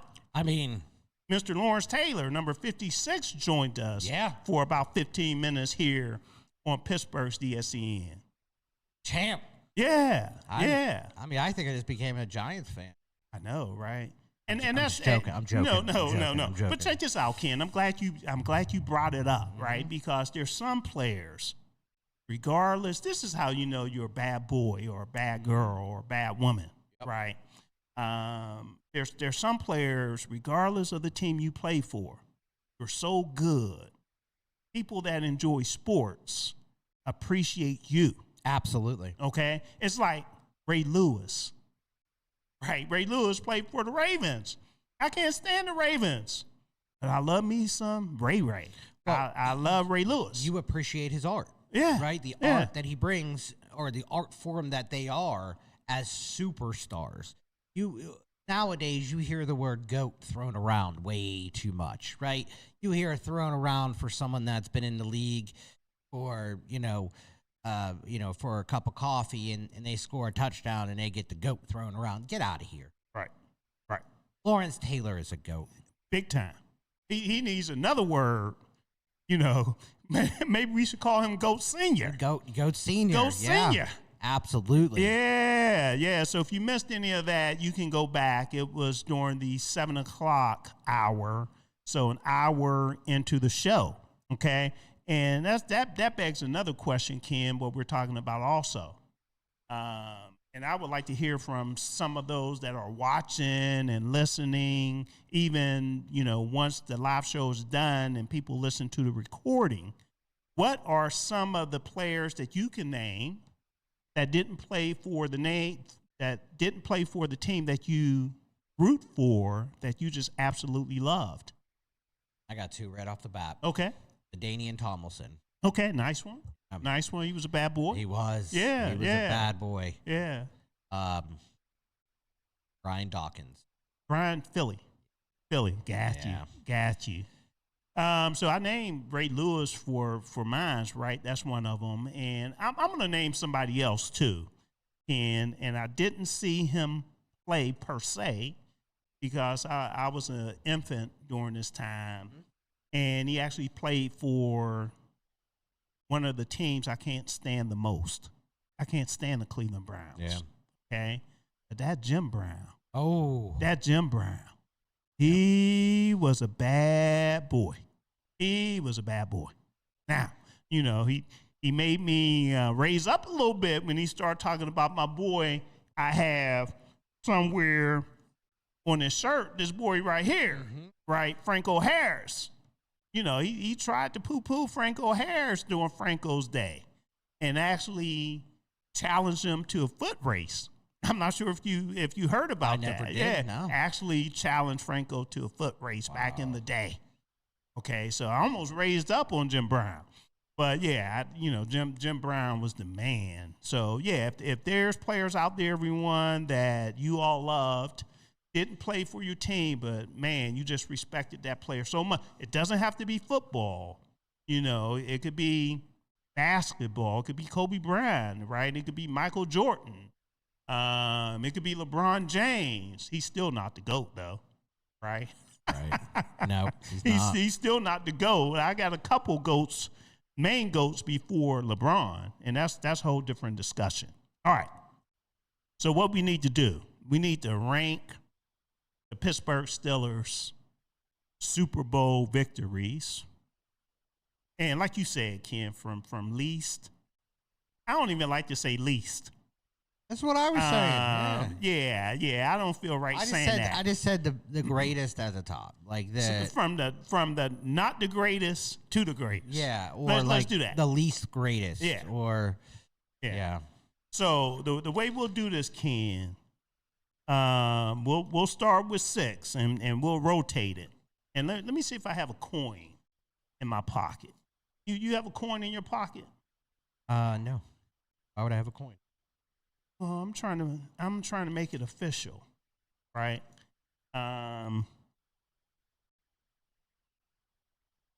That's okay. Yeah, I don't have a coin. Eeny, meeny, miny, mo. I'm trying to see which one of us will go first here. Off drop. Okay. I'll go first, Ken. I'll go first. All right. And we'll rotate it. I'll go first for number 6. You'll go first for number 5 as we share each one. And if you could put this in the chat when we're done too, Ken, I'll appreciate it. All right. So are you on the chat first of all? Yeah. Okay, cool. All right. My number 6 is Super Bowl, and I hope I get these Roman numerals right. I never did well with Roman numerals. I put the year. I'm sorry. Okay. That's even better. So season 2005 for me is number 6. We have the Pittsburgh Steelers 21 against the Seattle Seahawks. You mean 2006, right? 2005, season 2005. Yeah. Okay. Right. Steelers 21, the Seahawks 10. We talked about this a little bit already. There was a controversial call in the end zone where I think their tight end pushed off, and the touchdown pass, if I could remember, was negated. So that's my number 6. That is actually mine, too. I put 2006. Felt like, yeah, sure, historic win for Ben Roethlisberger, but often remembered for the controversial officiating, kind of a sloppy performance as well. Wasn't the cleanest win, but it was a big win for Ben. Yep. All right, the thing that stands out. Let me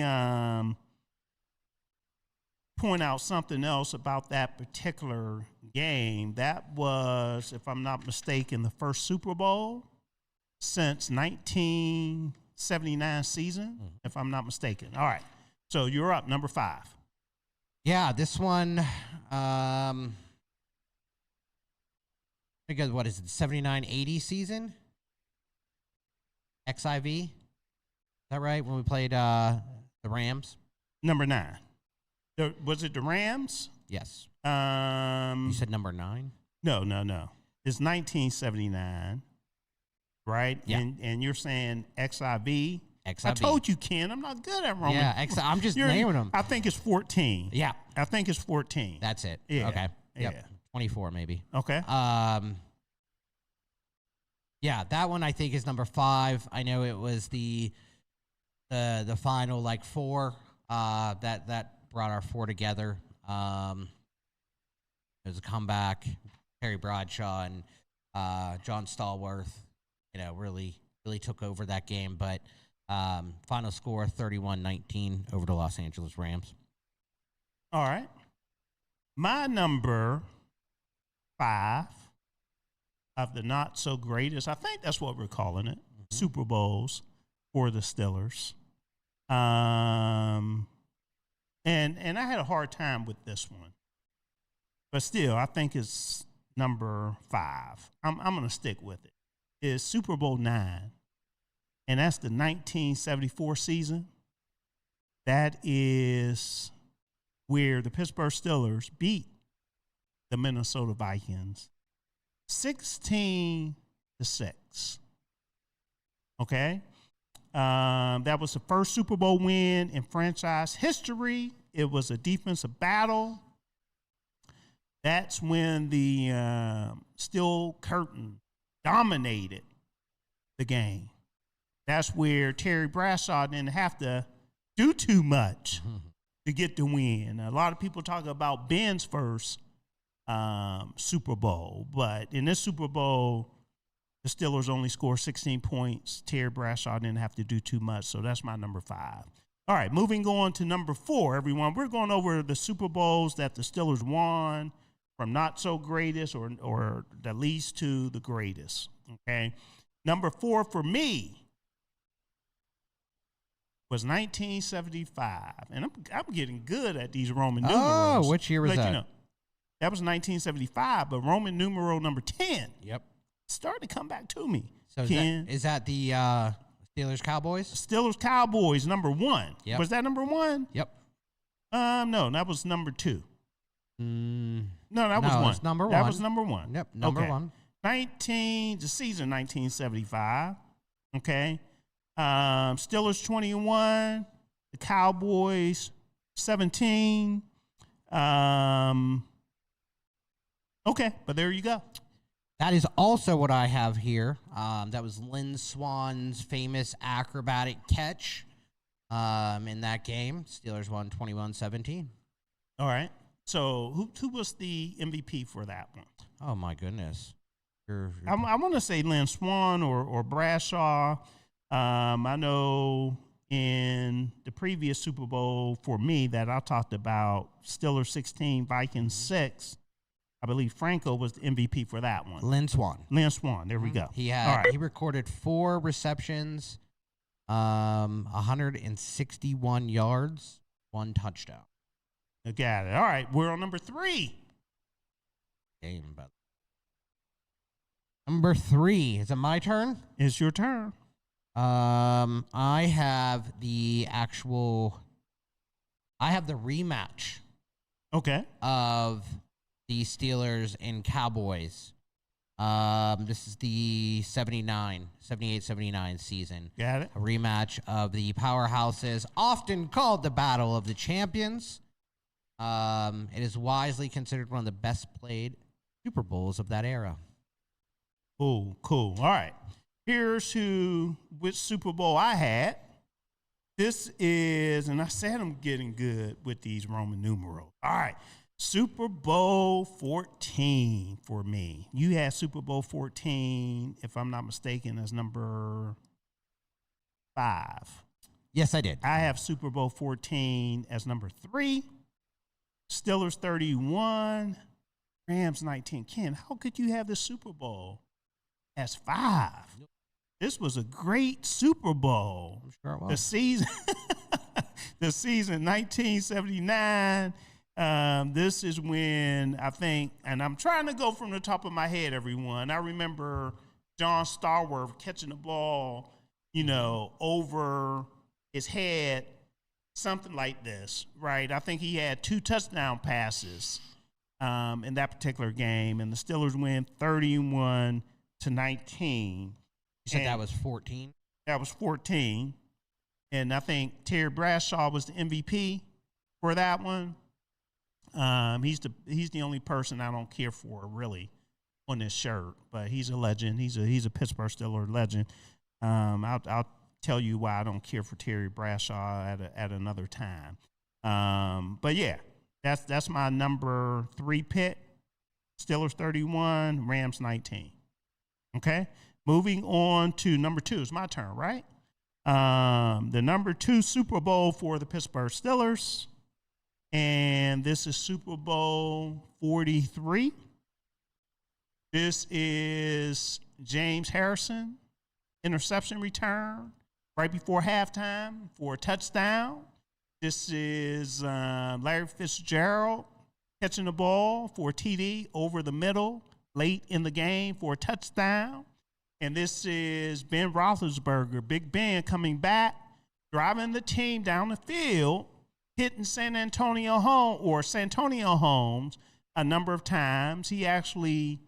Santonio missed a touchdown before he won the game with a TD, putting his feet in or his toes in for the game-winning touchdown.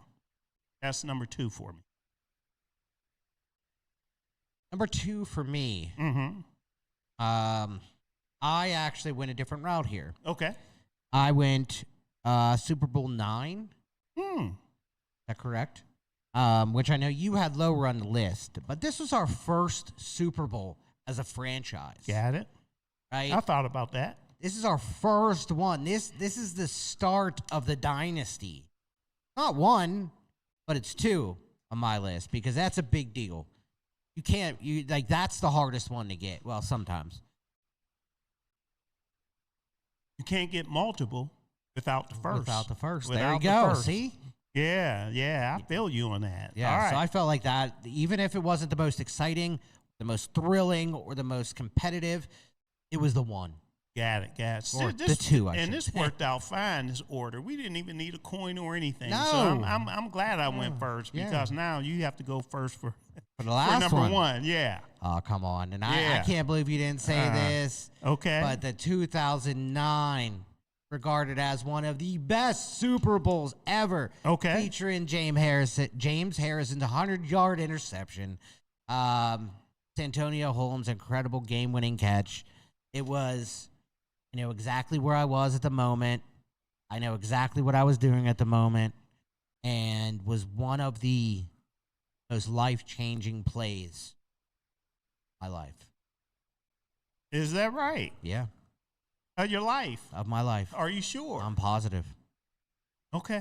All right. It was quite the game. Oh, it was a game. It was quite the dramatics. Mm-hmm. Okay. The play before that, we should have had it, but yeah. When I took a look at that, Ken, again, remember I wasn't too far away from you. Yeah, I had it number 2. Yeah. Okay, but one of the things that I did here as well, Ken, you have to consider the opponent, right? Somebody, or I should say some organization that they label America's team, right?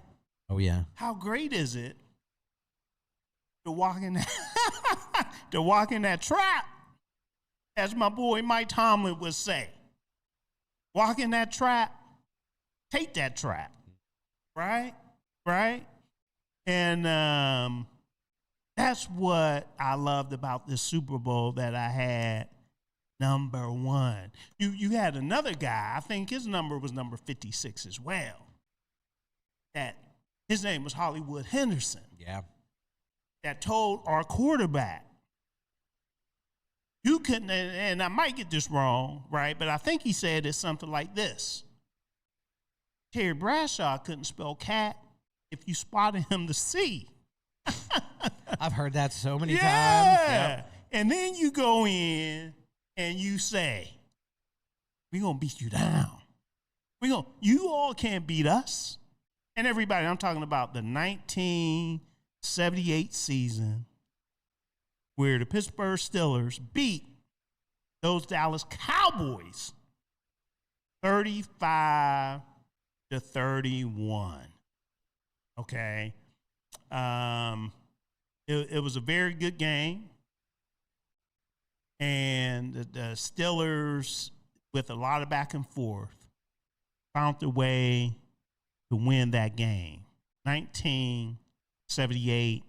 And in that game too, Ken, I'm trying to remember, you had Franco with the MVP. You had Lynn Swan with the MVP during the first 4, and I think Bradshaw won 2. Is that right? I believe so, yes. So I think he was the MVP of that game as well. So as you take a look at that, Ken, out of all our picks, ranking, the Pittsburgh Steelers Super Bowl wins, we agreed with 2. We agreed with the least or the not so greatest, which was Super Bowl season 2005. And number 4, we agreed, and that was the 1975 Super Bowl, Super Bowl 10. Steelers 21, Cowboys 17. All right? So again, everyone, we're going to try to put that out there on the chat, and I'll make sure that I do a post with this information as well. So again, we want to hear from all of you. Where do you rank the Pittsburgh Steelers Super Bowls? So Super Bowl 13. Okay. Terry Bradshaw, MVP. Okay. 13? Yeah, that's the one I just got done talking about. Right. And then the previous, so he did win 2. Yep. And then 10 was Lynn Swan. And then we had Franco. And then we had Hines Ward and Santonio Holmes. Santonio Holmes, yep. Man, I know that Steelers history. Ken? I know you do. Wow. I tell you what, man, I need to look it up. I'm not sure. You know, like I say, I don't care for Terry Bradshaw, but I have to give him his respect when it comes to the game. Yeah. Right? When it comes to the game. A lot of times we talk about the greatest quarterbacks of all time, and his name is not listed. And I think his name should be listed. I mean, come on, man. How many quarterbacks? And as I think about this, maybe I could think of maybe Joe Montana and Tom Brady. But how many quarterbacks? There's not many that won 4 or more Super Bowls, but multiple Super Bowl MVPs. Right. I think there's, 2? Off the top of my head, I would say maybe Montana did it. Okay. A couple. I could be wrong with that. I don't know the other history. Like I know the Steelers history. Right. And I would imagine Tom Brady has multiple. That was my only other one. That's why we have computers too, so we could look it up. Yeah, I was trying to think. So we can look it up. I'm still in the middle of looking something else up. I know. Right. I can look it up. I got it. No, I got it. All right. So while Ken is looking that up, we would love to hear from you. Give us a call. Give us a text. We prefer calls, though. 412-213-8995 is the phone number. Or you can text us, 412. Come on. 218-3888. John Elway? No. There's one playing right now. Patrick Mahomes. Yeah. So he has 2. Joe Montana. So Brady holds the record. So Joe Montana was, okay. I got that right. I got Brady right. Brady holds the record with 5 Super Bowl MVPs. Yeah. Montana with 3. Okay. Patrick Mahomes with 2. Terry Bradshaw with 2. Art Starr with 2. Okay. And Eli Manning with 2. Ooh. And there's a lot of chatter out there regarding Eli Manning. Yeah. Is he worthy of the Hall of Fame? Yeah. Okay. Given, Ken, what went on with the so-called snubs, Bill Belichick and Robert Kraft, the owner for New England. Yep. Tom Brady will be coming up. Do you think they snub him? Unfortunately, no. I don't think so either. I don't think they will. I don't think so either. But I do think, and I know I'm not sure we have enough time right now. We have a minute before our next break. Yeah, I think that there needs to be some changes with how they do the voting for the Hall of Fame. I think there needs to be some transparency around it. I think that people should. I think that they need to have. I'll do it. Oh yeah, I'll do it. I think what I'm about to talk about. Go ahead. I think there needs to be some accountability. Not accountability or anything, but like, if you want to shift your vote over here so they might get a little bit of help, and you're like, hey, I'm not going to vote for Bill Belichick because I want to help this person out. No, that's not how it goes. You vote for the best, right? Like, I think that you're a Hall of Fame. If you hold a Hall of Fame vote, your name goes right next to it, right? Like, that's just the way it is. That you should stand by that. It shouldn't be like a back room secret, hidden thing that just like, because this is that the fact that Bill Belichick didn't get in. You know what I mean? Yeah. Like as much as I am not a fan of his, and I, and he beat the Steelers how many times? He's a Hall of Fame coach, first ballot. Bill Belichick? Yes. LT down. Thought that was a big snub. Yeah. Let's do this. I need to cue up a break. I'm reading these texts. And man, Ken, there's some funny texts out there, man. There's some funny texts out there that I would like to get to when we get back. Also, I'll check the text to see if maybe people sent in their list of the greatest Super Bowl wins from least to the greatest, if that makes any sense. Still struggling with what to call the lowest to the highs. And maybe that's what we should have said. Greatest win at the top. I'm curious to hear what other people have to say about it. But what we need to do, we need to talk some basketball when we come back. We need to talk college and Pitt. What else is going on in men's basketball, women's basketball? We also need to talk about the NBA. A lot has been going on. A lot of trades went down in the NBA today specifically. And there are some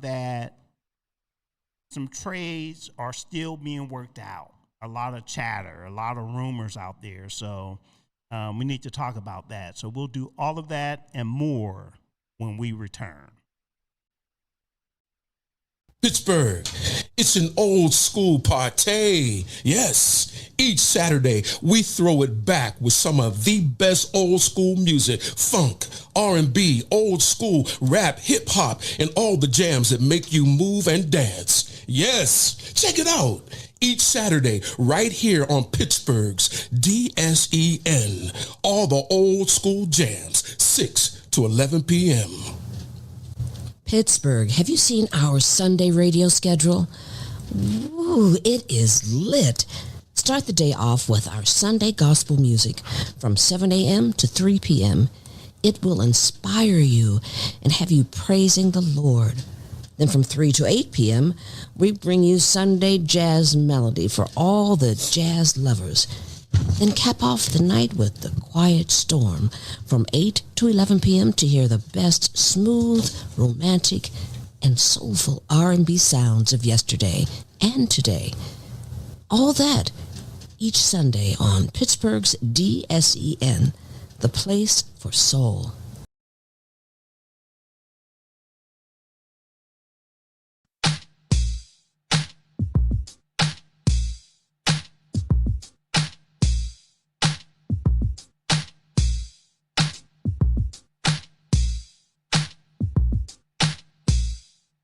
All right. We are back. This is Soul Take on Pittsburgh's DSEN, a special Soul Take today. Yep. We are doing an extra hour. We are on tonight until 9 p.m. of a special Super Bowl edition of Soul Take. My name is Kevin Cameron. Ken Craig is here as well. Our guy JT, he's out. Hopefully he'll be back next week. We've been having fun talking sports. Those of you on YouTube, if you go into the description, you'll see all the topics that we've talked about or still need to get to today. Okay. Those of you on the radio side, you could take a look at our website and see all those topics as well. Give us a call. The call-in number is 412-213-8995, or you can text us 412-218-3888. And Ken, I mentioned there's a number of texts, I should say, that came in, and I'm trying to see who this text came from. I think this is our guy JT. And I thought the text he sent to him was pretty funny. He was talking about Lawerence Taylor, and he said, if you want to be really impressive, you should have, you should have Joe Theismann on next week. Man. And then he also mentioned the other two, Marshall Faulk and Randy Moss. So, Oh, yep. why is that? Those two are, I mean, they're impressive. I don't know. Yeah, but I get the Joe Theismann one. Yeah. I don't get Marshall Faulk Well, and Randy Moss. Remember we were talking about players. Oh, okay. Okay, so that's a whole different situation. I think All so. right. Yeah. So, yeah, I'm glad JT sent that in because everyone text us also. The players outside of your team that you just really enjoyed their play and you rooted for them. You respected them no matter what team they play for outside of your team.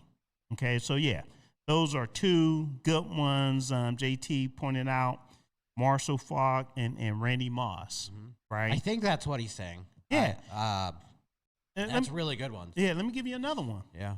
Jerry Rice. Yeah. Yeah. Jerry Rice was the man. I'll give you another one. And this is baseball as well as football. You know where I'm going, right? Dion. Prime time. Yeah. Prime Yeah, time. that's a really good one. Deion Sanders. That's right. Hmm. Yeah. Yeah, so keep them coming, even if there's ones that we already talked about. Barry If they're the same for you, Barry who? Sanders. That's right. Barry Sanders. Or even Yeah. Megatron as Yeah, well, because he and- was a beast. He was. So yeah, those are some real good ones. Real good ones. I'm trying to think on the basketball side as well. Let me see what other texts we have in here. Just a quick update while Kevin's checking that. Okay. Penguins are up 1-0 over the Islanders. Nice. Yeah. Okay.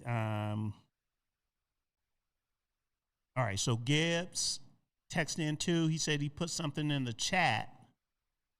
I'm not sure exactly which one he put in the chat, but he mentioned he put some information in the chat.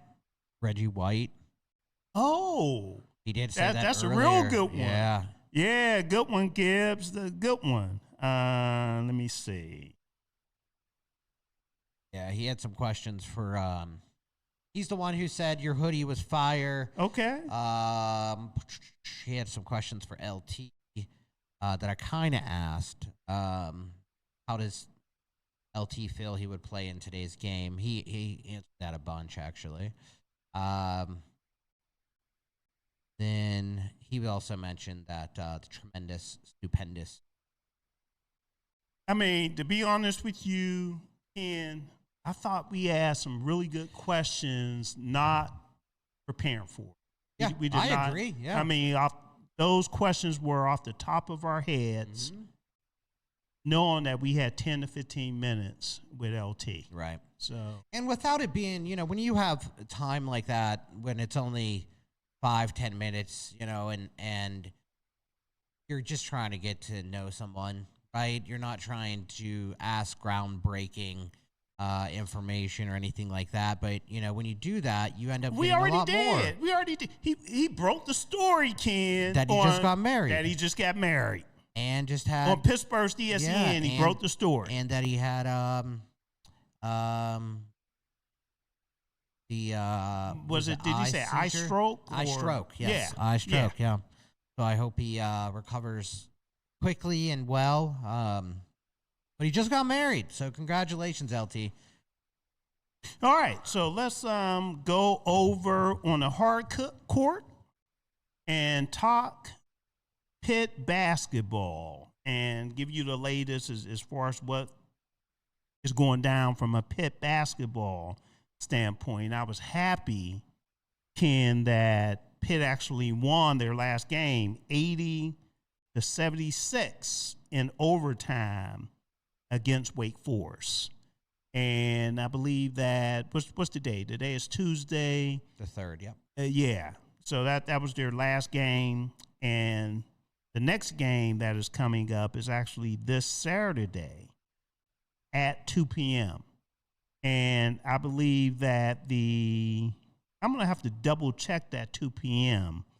Yeah, it was adjusted to 2 p.m. I think it was supposed to be later in the day, and it was moved up for whatever reason. So, yeah, the next game for the Pitt men's basketball team is this Saturday, February 7th at 2 p.m. against SMU. Okay? Let me see if there's anything else that actually stands out. And then after that, the Pitt men's basketball team will play Wednesday, February. Well, let me take that back. They're actually playing tonight, February 3rd against Virginia, 9 p.m. So right after this particular show, I'll be able to go and watch that basketball game. So there's a game tonight, 9 p.m., and then the game after that on Saturday is at 2 p.m. against SMU. And again, that particular time was adjusted. We'll see how well Pitt is able to do. They haven't been doing too good whatsoever, Ken. I'm not sure if you have any thoughts on that. I know the athletic director, Alan Green, didn't endorse Jeff Capel, the head coach. Okay. Pitt next year is, I believe they're supposed to have a top 10 recruiting class, if I'm not mistaken. So will Jeff Capel be around to actually coach that team, or will it be someone else? And if that's the case, will those particular recruits hang around? Right. Okay, so I would like to see Pitt do well this year. Hopefully, he'll be able to do enough, Jeff Capel, I'm talking about, to at least give himself an opportunity with that top class expected for next year. So we'll see. And right now, I'll have to get the record for Pitt basketball as well. I think they might be somewhere around 9-12 overall, but I'll have to double check that record.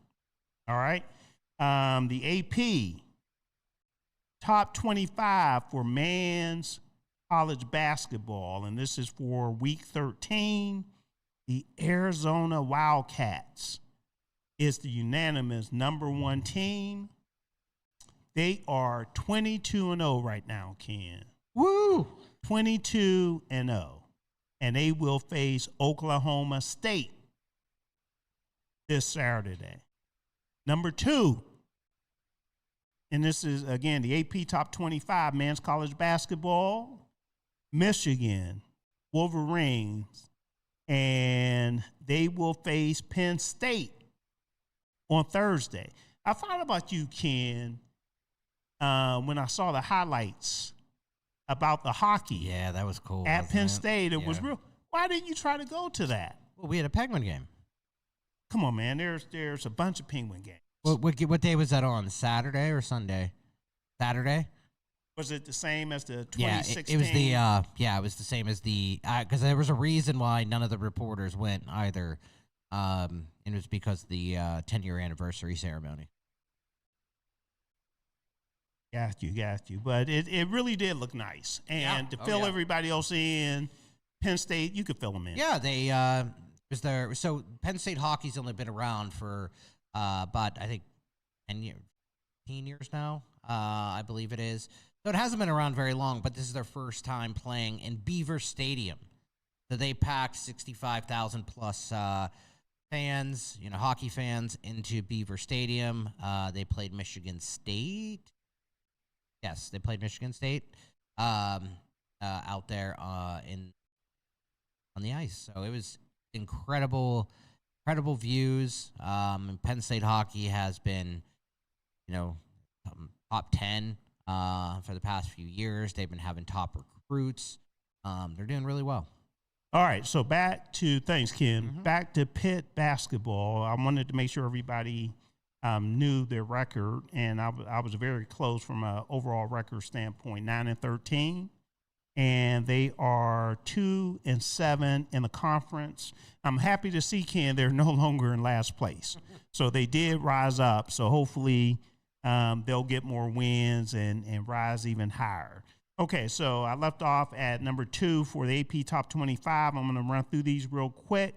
Men's college basketball, UConn, number 3, Duke, number 4 at 20-1, and UConn is 21-1. Illinois, 19-3, number 5. Gonzaga, 22-1, number 6. Number 7 is Iowa State at 20-2. Houston, 19-2. Nebraska is number 9, 20-2. And Michigan State is 19-3. If I'm not mistaken, Michigan State just beat Michigan as well within the past week. Kansas 11, Purdue 12, Texas 13, North Carolina 14, and I'll stop at 15 with Vanderbilt. So that's what's going on in men's college basketball. Did any of the teams stand out, Ken, that I mentioned? Just the top one, 22-0. 22-0. That is wild. Yeah. Hey, it's February, Ken. It's February. It's getting close. March Madness is right around the corner. So close. Everybody, you got to get ready. You have to become familiar with these teams. Pittsburgh's DSEN, we will have a basketball bracket, and maybe, Ken, we need to try to do it on both sides this year, the men's and women's, as well as the women. Well, what we're going to do is we're going to open it up on ESPN app, the way we did our pigskin, pick'ems, Right. things like that. So For we're going the to open it NFL. up, and we're going to have, just like we did for the full season standings, we're going to have I know we're going to have some winnings and things like that. So we'll more to come on that on the link and so forth, but we'll get that set up soon. All right. All right, so our phone lines are still open, everyone. If you would like to call in or text in, I know I just received some more texts, and I'll get to those texts as well. So on the women's side, from a college basketball standpoint, this is pretty incredible. They've been doing this for quite some time, and I'm talking about UConn. UConn women's basketball, 23-0, and they play DePaul tomorrow. And when I talk about UConn, I'm not just talking about the women's side. I'm talking about the men's side as well. It seems like they're always in the top 5. Yeah. Both programs. This year, again, as of right now, UConn women number 1. Dominant. I mean, they're The man is number. Yeah. The man team. The men's team is number 3. Yeah, But the go ahead. women's team is just downright dominant. I mean, year after year after year, it feels like. So good on them. 39-game winning streak. Okay, so yeah. So they are the unanimous number 1 team in women's college basketball, and they just tore up Tennessee 96-66. Number 2, UCLA. Okay, 21-1. They'll face Rutgers tomorrow. Only 1 loss, as I mentioned so far. They just recently beat Iowa. Okay, South Carolina, this is one of my favorite teams. They're 22-2. So they play Mississippi State on Thursday. Texas, they have a strong team as well, 21-2, and they're number 4. Number 5, LSU. Number 6, Louisville. Number 7, Vanderbilt. Number 8, Michigan. A lot of the same universities in the top 10 and 15 with both the men's and the women's. Ohio State Buckeyes, number 9. Pitt beat Ohio State earlier in the year. Iowa, number 10. Oklahoma, 11. Michigan, 12. And I forgot I was on the women's side. Pitt women didn't beat Ohio State, I don't think anyway. It was on the men's side. Number 13, Ole Miss. Number 14, TCU. And number 15, Taylor. Baylor. Said Taylor. Yeah, why'd you say Taylor? I don't know. Taylor Swift. Swifty. Yeah, I'm a Swifty. So that's what's going down in women's basketball. Now, moving over to the NBA, and I'm not sure if more news can broke on the NBA regarding the trades. However, let me start here before we start talking about the trades that went down. The All-Star game is coming up, and I think the All-Star game is February 15th, okay? An All-Star roster was put together. Last week when we sat down and talked about the All-Star game, LeBron James at that time was not selected, okay? Now he's been selected. Don't act like you're upset, Ken. Come on. Don't act. You're acting like JT now. So LeBron James has made his 22nd All-Star team, if I'm not mistaken. Out of 23 years, he made the All-Star team 22 times. That's like TJ Watt getting the All-Pro vote this year. You think? Yeah. Did he deserve it? Nah. What about others making the Pro Bowl? You know how many quarterbacks had to say no for it to get that list? I mean, TJ Watt didn't deserve it this year. No, he didn't. And we're objective. Yeah. That's what it's all about. All right. So the phone lines, everyone, if you would like to call in, they're open. The numbers are on our screen or on the website. If you're on the radio side, go over to the website. You can see the numbers to call in or text in. I did get one text, Ken, regarding, and I know I'm hopping around a little bit now, but we'll get back to the NBA. But we heard from Yolanda, I believe, regarding her list of the top Super Bowls. And she just started off with number one. She didn't even go 6-1. So you got to start at the bottom. Yeah. Yolanda, we wanted you to go 6-1. But tease it. I guess the number one that she's saying is the 1979 Super Bowl. And she's saying, of course, because it's all about her family member, Mr. Dwayne Woodruff, number 49. Mm-hmm. Okay, and I think he won 2 Super Bowls, if I'm not mistaken. Uno dos. Wow. With the Pittsburgh Steelers. So she's saying 1979. Okay, I respect it. Okay. All right, so it's good to at least get that feedback. Thanks a lot, Yolanda. And let me see if somebody else. Okay. And I think this was Gibbs with the players that we asked about earlier.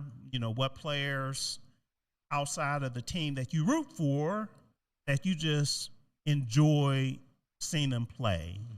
He mentioned Reggie White. He also mentioned Jerry Rice, Tony D, Tony Dorsett. That's a good one too. From Hopewell High School, Aliquippa, PA. Yeah. For sure. And also Sweetness. Okay. Peyton. Yeah. Okay.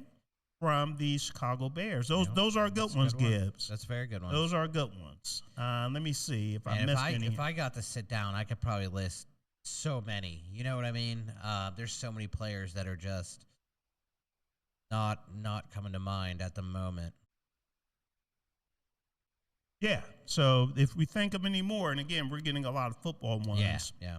We need to get some basketball ones as well. Yeah. And I think it's more, what can I say? We're in Pittsburgh. We don't have an NBA team, right? Right. So whoever it is in the NBA really falls into that category for us. If we mention Michael Jordan, LeBron, Dr. J. Yeah, Demike. Kareem Abdul-Jabbar, Magic. I used to love to watch Magic. Penny Hardaway. Shaq, right? As long as he's not at As long as he wasn't at the free throw line. Yeah. Right. Duncan I was just for say San Duncan, Antonio, man. right? I remember when he was at Wake Forest. Kobe. Kobe, of course. Let me see who this is. Actually, it's our guy Kevin Winston. I'm going to try to get Kevin on. Hold on 1 minute. Hey, Kevin, I have you live, man. We're still on until 9 o'clock. I saw that you called in. I said, let me get Kevin on the line. So what's going on, man? You're live on Soul Tape on Pittsburgh's ESPN. you see how? That's what's up. Yeah, man. Thanks a lot for hooking us up with LT. We thoroughly enjoyed having number 56 Lawerence Taylor on the phone with us. Yeah. Yes, thank you very much. Yeah, that's what's up, man. You're welcome, my man. Yeah, that's my dude, man. He just got married. He told me in secrecy yesterday. He broke the news. He broke the news with us. Yeah. I heard. That's what's up, man. Yeah. Definitely. I'm so glad that he took the time to reach out to you guys, and it being Super Bowl week and him having the ability to spend some time, because usually his schedule is out of control this time of the year. He's been asked to be on a lot of shows. He's traveling. He's going up to where the Super Bowl is, doing all the press stuff, doing all the signage and all that stuff. Yeah. So and this is a time where he don't even get to play golf because he's running around. So for him to take the time to reach out, I'm just honored that he took the time to do that for you guys. Yeah, we are as well. Yeah, trust me. Yeah, we were just, as they say, I think they say tinkle pink. Is that right? Are you tickled pink?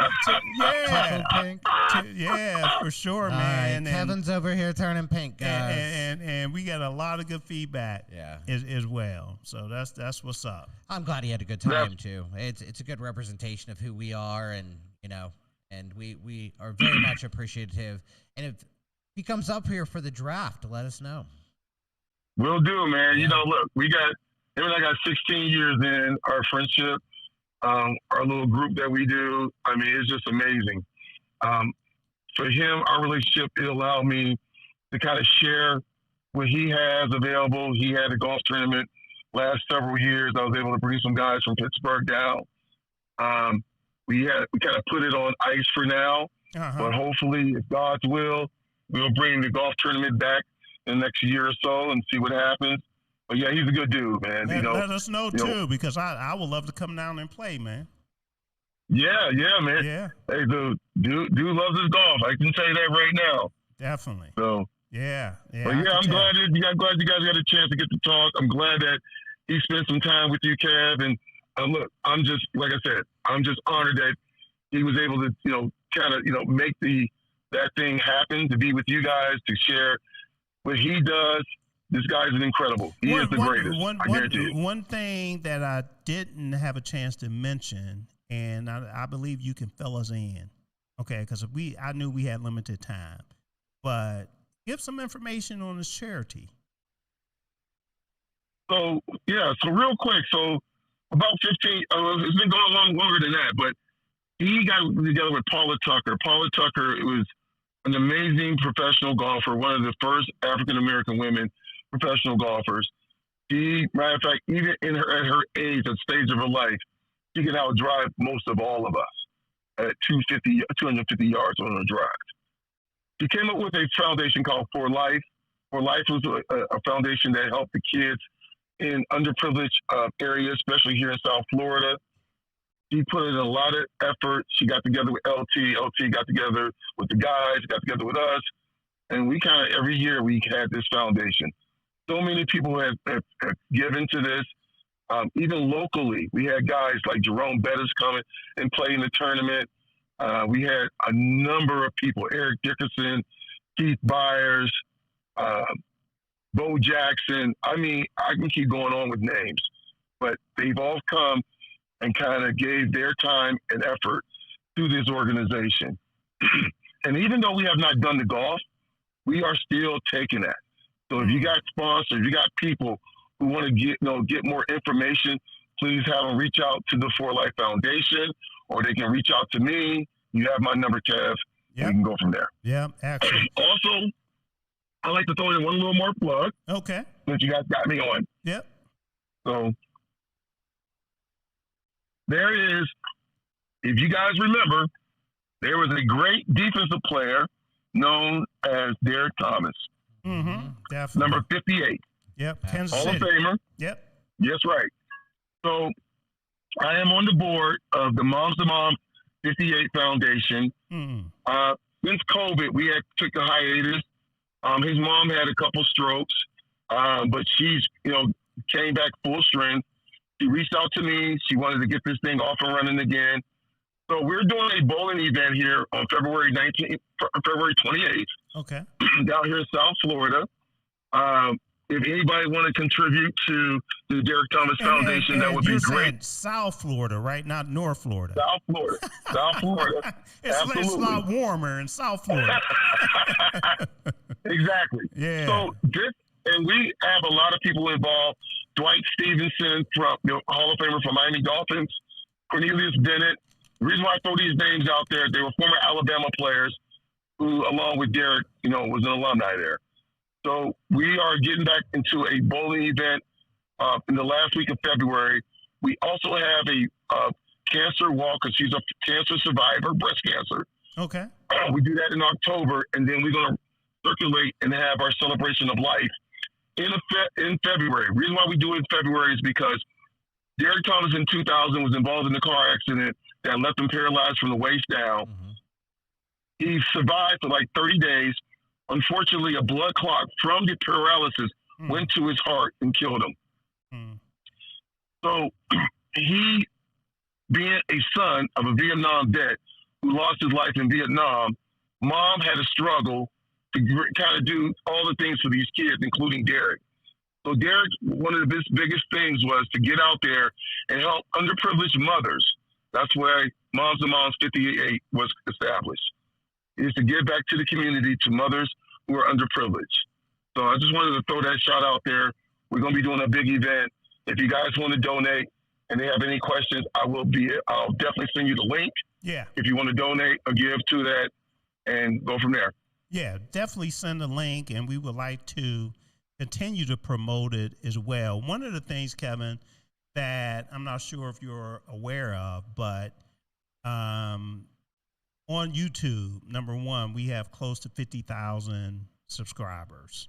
Okay, so we could get the word out there. Not only that, but also on the radio side, we have someone from at least 90 different countries that listen to the radio station on a monthly basis. And so it's really worldwide. It's all across the country, but it's also worldwide. So just like you're in Florida now, we're talking to you. We hear from people from all over the country and all over the world. So we would really like to promote that particular event. I really appreciate it, and it goes a long way. And like I said, Derek meant a lot to the NFL. He meant a lot to Kansas City. He meant a lot to Third and Long, and he also means a lot to Moms and Moms 58. So, again, our goal, our objective is to kind of continue to give and push forward. And at the same time, is really to pay homage to one of the greatest linebackers outside of Lawerence Taylor to play the game. Excellent. And Kevin, I'm glad you're bringing it up, right? Because, again, we have people all over. I just received a text from our girl, Yolanda, and she's down in Virginia. And she does a lot of different campaigns and donations and everything as well. So she sent a text in asking people if they could wear pink for a love to support breast cancer awareness. And this is this is on Valentine's Day. And she said, send me the pictures and I will make a video so founders can see as well. So Yolanda, we'll talk about that later. But again, Kevin, having these type of conversations, allow people to raise what they're doing as well. So it's great. Nice. Yeah. Nice. But like I said, definitely if you get that information over to me, we'll definitely promote it, and until the event has been completed. and then I would like for you to let us know how well it went as well. Okay. Yeah. You got it. All right. Thanks. Now, do I need to circle back to you afterwards?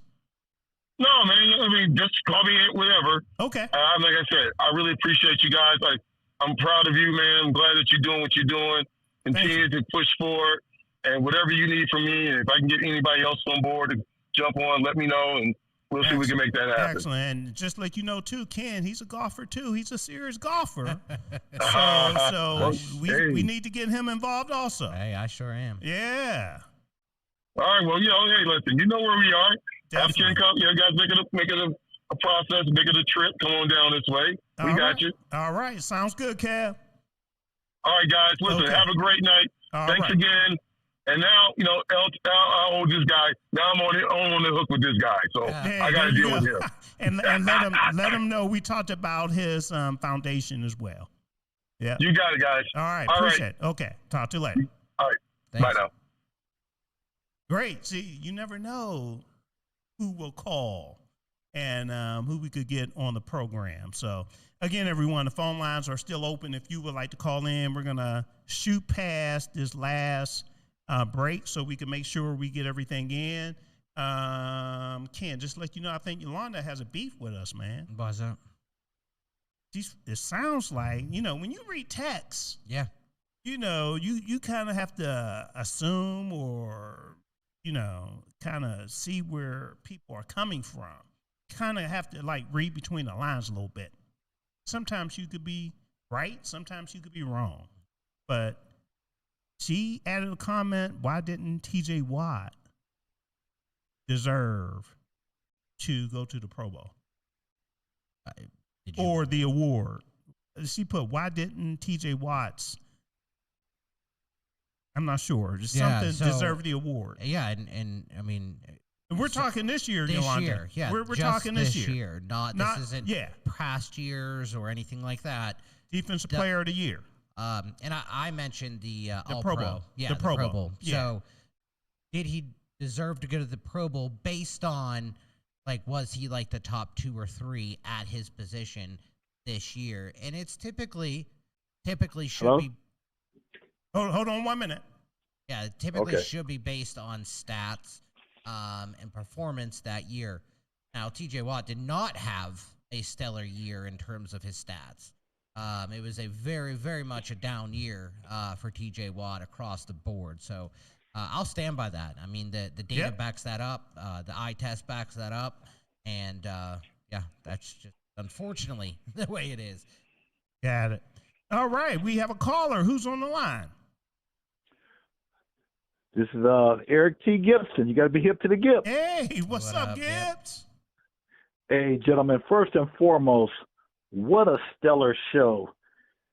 You had the one and only, the incomparable Lawerence Taylor, simply stated one of the greatest athletes of all time, not just NFL players, one of the greatest athletes of all time in the sports segment. So I'm so proud of the DSAN family bringing that into how many stations in Western PA could say they had an up-close interview with Lawerence Taylor. Right. I mean, that's up there. That's up there having interviews with Muhammad Ali, Tiger Woods, Michael Jordan, Jack Nicklaus, you name it. Yeah. That is that's top line right there. I'm so proud of the DSEN family. So great job, Kevin and Ken. The K&K team did it well tonight. I tell you that. Appreciate Definitely. it, Gibbs. Appreciate it. Appreciate you. All right. While I have you, Gibbs, I want your take on some of these trades that went down in the NBA. Memphis, for example, and I'm not sure if you're up to speed with all these trades that went down, but Memphis traded. Yeah, I've seen some things. I'm not all the way up to speed. Okay, Jared Jackson Jr., John Conchar, or is that right? Conchar? Jock. You're close. Jock, I'll take that. Jock Landale and Vince William Jr. And Utah received Jackson Jr. and the centerpiece, and a major swap for multiple players and picks. Okay. Yeah. Go ahead. Yeah, I think it's a medium-level trade. I wouldn't classify it as a blockbuster, Hold but on. medium-level trades that can bring you mentioned the bring draft some picks. quality. Three-team trade now. Okay. But go ahead. That's coming Yeah, up. medium-level trade, again, in my humble opinion, not a blockbuster, Okay. but something that could bring some quality to the table. Got it. Now, the three-team trade involving Detroit, Chicago, and Minnesota. So Detroit acquired Kevin Huerter from the Bulls and Dario Saric, and I might have these pronunciations wrong. Chicago acquired Jayden Ivey and veteran Mike Conley Jr. from the Pistons and Minnesota as well. And let me see what else I have here. I think the Kevin Porter piece could be an integral part for Detroit. Mike Conley Jr., I think he's been around longer than me, so he's been around a while. Yeah. But I think that Kevin Porter piece, Detroit's been playing stellar ball for a while. So that could be an integral piece that can really take them to the next level. I think he's someone that has a steady game that's really good in all the categories that could help him out. So I do like that piece. Got it. All right. So who do we have? Boston and Chicago. Chicago was busy. Boston acquired Nikola Vucevic, and Chicago acquired Anthony Simmons plus a second-round draft pick. I'd say once again, that's more of a medium-level trade. Okay. The biggie we were looking for the Greek Freak. Giannis. Was he going to be moved? Yeah. And that didn't happen. I know he requested a trade. I would have liked to see the New York Knicks get him, or possibly Golden State. Giannis At this point, that it hasn't. Yeah, at this point, that it has not happened. But that was the big name that was on the market because he recently requested that, and it didn't happen. And quite frankly, I'm still flabbergasted by the LT interview. So I'm not quite focused on the NBA. I hear you. But I'll tell you. I have to tell you a quick LT story. Okay. If I could have got in, I'd have shared this question. But Brad Daugherty, who was the number one draft pick in the NBA at one point in time, shared a story about Lawerence Taylor coming to play pickup basketball down at the University of North Carolina. They were at school at the same time. And they said LT was too late to get on the game and play. And they said LT literally got on the court, dunked the basketball, ripped the rim off, and said, if I can't play, nobody's playing. Brad Daugherty said LT was good enough to play in the NBA as a power forward. I believe it. That's the kind of athleticism he had. Yeah, I could So believe you can it look as that well. up. That's a true story. That's a true story from Brad Daugherty. You can look that up. You're making me think about some other questions here, Gibbs, as far as universities. And, our school, University of Pittsburgh, we have quite a few numbers of big-time alums as well. But absolutely, when we talk North Carolina, we're talking LT, we're talking Michael Jordan. Who else from North Carolina? Oh, obviously, big game James Worthy. Yeah. James Worthy was very underrated, but he's not at that level court. with a LT or not with a LT, the LT.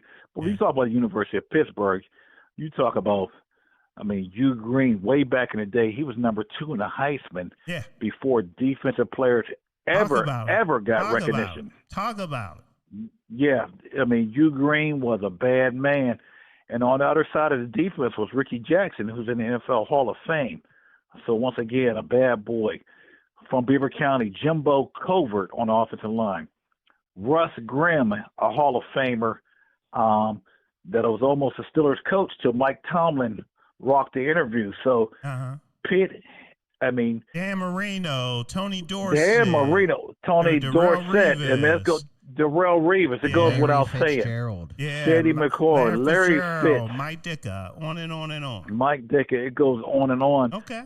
All the talent that came out of Pitt, I mean, as quiet as kept, you think they'd have a little bit more national championship or national prominence, but as far as the NFL goes, Pitt has flooded. You think of people like Carlton Williamson with the San Francisco 49ers. Yep. I mean, there's so many. The list goes on and on. And even a basketball player by the name of Sam Clancy, out of Fifth Avenue High School, who was a bad boy on the basketball court and had a stellar career in the NFL for about 11 years. Definitely. Well, we put in an extra hour, but we still need more. So we're going to have to let you go, but we definitely appreciate the call, man. Well, gentlemen, as always, a great show, a groundbreaking show. It was. I tip my hat to you. Nobody in Western Pennsylvania, I mean, most of the country have not done it because not often you get one of the greatest athletes of all time, not just an NFL player. So definitely, I commend you guys. Keep up the good work. I'm so proud of the DSEN family. Appreciate it, Gibbs. Well done. All right. You gentlemen have a good night. Okay, Thank you, folks. Yep. Bye-bye. Bye. Bye-bye. Excellent. Always appreciate the calls. Just to finish up, from an NBA standpoint, I believe we talked Celtics, Chicago trade. The other trade that we didn't talk about, 3-team trade that happened on February 1st, Cleveland, Chicago, and Sacramento. As I indicated, Chicago was very busy, swapped multiple players and picks, including DeAndre Hunter moving to the Sacramento Kings and Dennis Schroeder to the Cavaliers. And Dennis Schroeder, man, he had to play for at least 6 different teams, and that's just from the top of my head. So those were the trades. The ones that are still out there that we mentioned is Giannis Antetokounmpo, and I know I messed that up, the Greek Freak, let's just say that, as well as, but one day, Ken, I'm going to get this name. I'm going to get that name. All right, James Harden is another one that is looking to move. Okay, they're in discussions now. There's a lot of speculation, so I believe the trade deadline is the 6th, or is it the 4th? I'm gonna have to confirm. It's Thursday. Is it Thursday? Yeah, so it's Thursday. Today is the 3rd, so it's the 5th. Yep. All right. So we'll see what happens in the NBA. Moving forward, and let me make sure I didn't miss out anything else. Okay, games tonight I did want to go over. Let me see. For tonight, who's playing now? We have the Knicks versus the Wizards. We have the Nuggets at Pistons. We have the Jazz at the Pacers.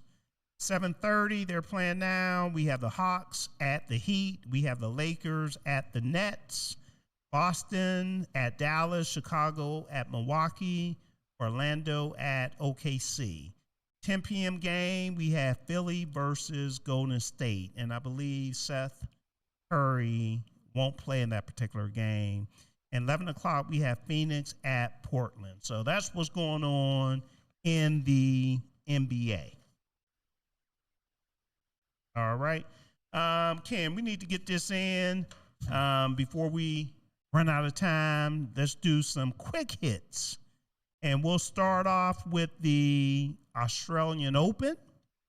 And I'm not sure if you had a chance to watch the Australian Open. And when I say quick hits, everyone, it should really take anywhere from 30 seconds to a minute for us to get this in. Carlos Alvarez won the Australian Open on the men's side, and Elena Rybakina won on the women's side. And I believe she was the number 5 seed, and she beat the number 1 seed in that particular tournament.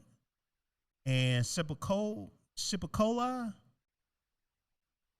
Ken, you're not helping me out here. I have no clue who it is. Yeah. Sabalenka. Yeah, okay. Sabalenka is who she beat. Sorry, I couldn't help you out there. In the championship. So you want to cover the Winter Olympics, or is that me? That's you. That's me. That's you. Right. All I know is the NHL, a couple more games, and then the NHL has a break for 3 weeks for the NHL. So the Winter Olympics, just to fill everybody in, the opening ceremony is February 6th. Okay, so the competition period, I'm not sure why they do this.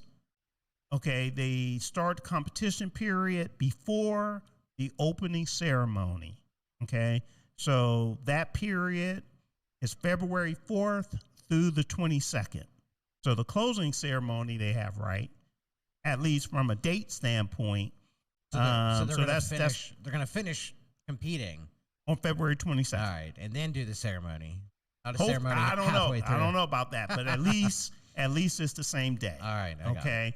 Number of athletes 2,871 from 93 countries, and those are approximate numbers. 116 events across 8 sports, and again, competition round starts tomorrow. Lindsey Vonn, a skier, still plans on competing at 41 years old. I understand she has some type of ACL injury from her last practice round. I believe it's torn, if I'm not mistaken, but she's going to find a way to still compete at 41 years old. So go Lindsey Vonn. We'll see how well you do. So that's what's going on from a Winter Olympics standpoint. NFL honors. All right, and the NFL and the Associated Press have announced the finalists for their annual accolades for the 2025-2026 season. NFL season, I'm sorry. Award winners will be announced at the NFL Honors on Thursday, February 5th at the Palace of Fine Arts in San Francisco. NFL Honors, which is the league's primetime award special, will air at 9 p.m. Eastern, 8 p.m. Central on NBC and NFL Network, with streaming available on Peacock and NFL Plus. Prior to the award presentation, the NFL Honors Red Carpet Show, presented by some brand, will air at 8 p.m. Eastern. It's presented by Invisalign, but they're not paying me. I have breaking news, but I'll let you finish. Oh, I can't even get through this without breaking news. I know. Go ahead. No, go ahead. Go ahead. I just wanted to go through kind of AP Most Valuable Player. Is going to be they have the nominees, which is Josh Allen, Trevor Lawrence, Drake May, Christian McCaffrey, and Matthew Stafford. Defensive Player of the Year nominees will be Will Anderson, Nick Bonito, Myles Garrett, Aiden Hutchinson, Micah Parsons. And Offensive Player of the Year, Drake May, Christian McCaffrey, Puka Nacua, Bijan Robinson, and Jackson Smith-Njigba. And Offensive Rookie of the Year, Jackson Dart, Emeka Egbuka, Travion Henderson, Ted McMillan, and Tyler Shuck. And then Defensive Rookie, Abdul Carter, Nick Emanwari, James Pierce Jr., Carson Schwessinger, and Xavier Watts. All right, I'll slide this in real quick. As we were talking about the NBA trades, I did take a look at ESPN, and ESPN broke the news 41 minutes ago that James Harden, who we just got done talking about, has been dealt based on ESPN. James Harden has been traded to the Cleveland Cavaliers for Ian Garland. Okay. So it's a swap of 2 guards. LA Clippers trading James Harden to Cleveland, to the Cleveland Cavaliers for Darius Garland. I'm not sure how they got land. And a second-round pick. Yeah. What does that do for Cleveland? I really don't know. Okay. I haven't been following Cleveland, so I really don't know. Let's get back to quick hits. Yep, absolutely. So we are, again, we just finished up the NFL honors. Again, that will be on Thursday, February 5th at 9 p.m. Eastern. Let's talk some PGA. PGA, guess what's coming up this weekend? What? Waste Management. All right. Open. Let's do it. Let's do it. TPC Scottsdale. So the purse there is going to be $96 million or $9.6 million. Sorry. That is going to start on February 5th, which is Thursday, through Saturday. After that, the PGA will be headed to AT&T Pebble Beach. That's the Pro-Am. I'm sorry. They will be heading to the Genesis Invitational at Riviera Country Club, February 19th to 22nd. And then LPGA, the Ladies Professional Golf Association, will be in the Honda LPGA Thailand on February 19th. The purse is going to be $1.8 million. Last year's winner, Angel Yin. And then after that, get ready. February 26th through March 1st, HSBC Women's World Championship is going to be held in Singapore at Sentosa Golf Club at the Tan Young course. Excellent. All right, so I wanted to get the Pittsburgh Pirates in here as well, but we have less than 3 minutes. The only thing that I can say is I know I received a email a couple of days ago regarding the Pirates packing up their equipment to be shipped to Florida. So spring training is coming up, and we'll have more details on the Pirates next week. The Pirates made a few big offseason moves. They're looking to improve their offense around the solid pitching that they have. So I'm looking forward to this year. Hopefully it'll be a different year where the Pirates can win and contend for a playoff spot. And as I mentioned earlier in the show, Pittsburgh is playing the New York Islanders. They're in-division rivals right now. It is roughly about 7 minutes left in the second period. It's tied 2-2. Sidney Crosby just got hurt and was taken off the ice, what looked like a wrist injury. Wow. He did come back. He's That's on the bench. Thing. He's all good. That's a good thing. Yes, it is. It's a very good thing. So want to jump into Super Bowl predictions really quick.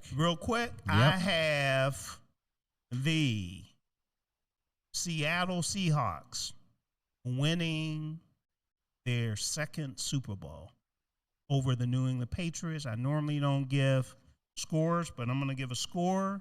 I'm going to go 34-17. Oh, okay. I also have the Seattle Seahawks winning their second Super Bowl, stopping New England from winning their seventh Super Bowl. Good halftime show? Yeah, sure. I think it'll be a great halftime show by Bad Bunny. They're playing at Levi Stadium in Santa Clara, which is the home of the San Francisco 49ers. I think Seattle wins 41-21. Hold on, let me write this down. 41-21? Mm-hmm. Wow, we both have wide margins. I think the Seattle defense is going to show up and show out. Yeah, and I think they're going to pressure Drake May and make it difficult for him. Yeah, and I don't think Seattle's offense can really be slowed down. They are high-powered offense right now, and they got here. Time to take advantage of it. So, do anything to stop England from getting that seventh Super Bowl, please. Yes, for sure. We'll be happy here in Pittsburgh. Pens just took the lead, a goal by Brian Rust. Okay, great. So what we're going to do, everyone, it is 9 o'clock. We appreciate everyone listening. We normally give myself 30 seconds and Ken as well but we're going to do something different tonight. We're just going to, unless you have something special. I have just 1 minute. Okay, go ahead. I just have 1 minute. I know everyone has been talking about their foundation and everything, and I want to make a special shout out to Autism Pittsburgh. Okay. They've been around since 1967. They have been the voice and special resource for the local Pittsburgh community and the autism community. So Autism Pittsburgh is one of the first chapters, I believe, for the autism spectrum disorder. They do a lot of different events, talk golf outings. They do a lot of different events that Pittsburgh CSEN is going to be moving. So if you need any information, if any family member out there is needing help, they have all the resources. Excellent. And if you want more information, please text us. Yes. Okay. Last NBA news, and I just saw this on ESPN as well. Golden State has, or I should say, have involved Draymond Green in active trade conversations. Wow. Okay, so that's another name. Wow. All right, so everyone, thanks for sticking around for our extended edition of Soul Tape. Next week, we'll be right back at our normal time, 6 to 8 p.m. Please put it on your schedule. Also, coming up directly after the show, you can stick around for the best of soulful music. That will be on until midnight. As well, if you don't know, we are having a cruise November 7th through the 14th this year, November 7th through the 14th. Pittsburgh DSEN cruise. Come cruise with us. All of the information is on the website at pghDSEN.com. We will love for as many of you as possible to join us. But we're going to go ahead and sign off. And everyone, please take care of yourself. Be blessed. Take care and join us again next week.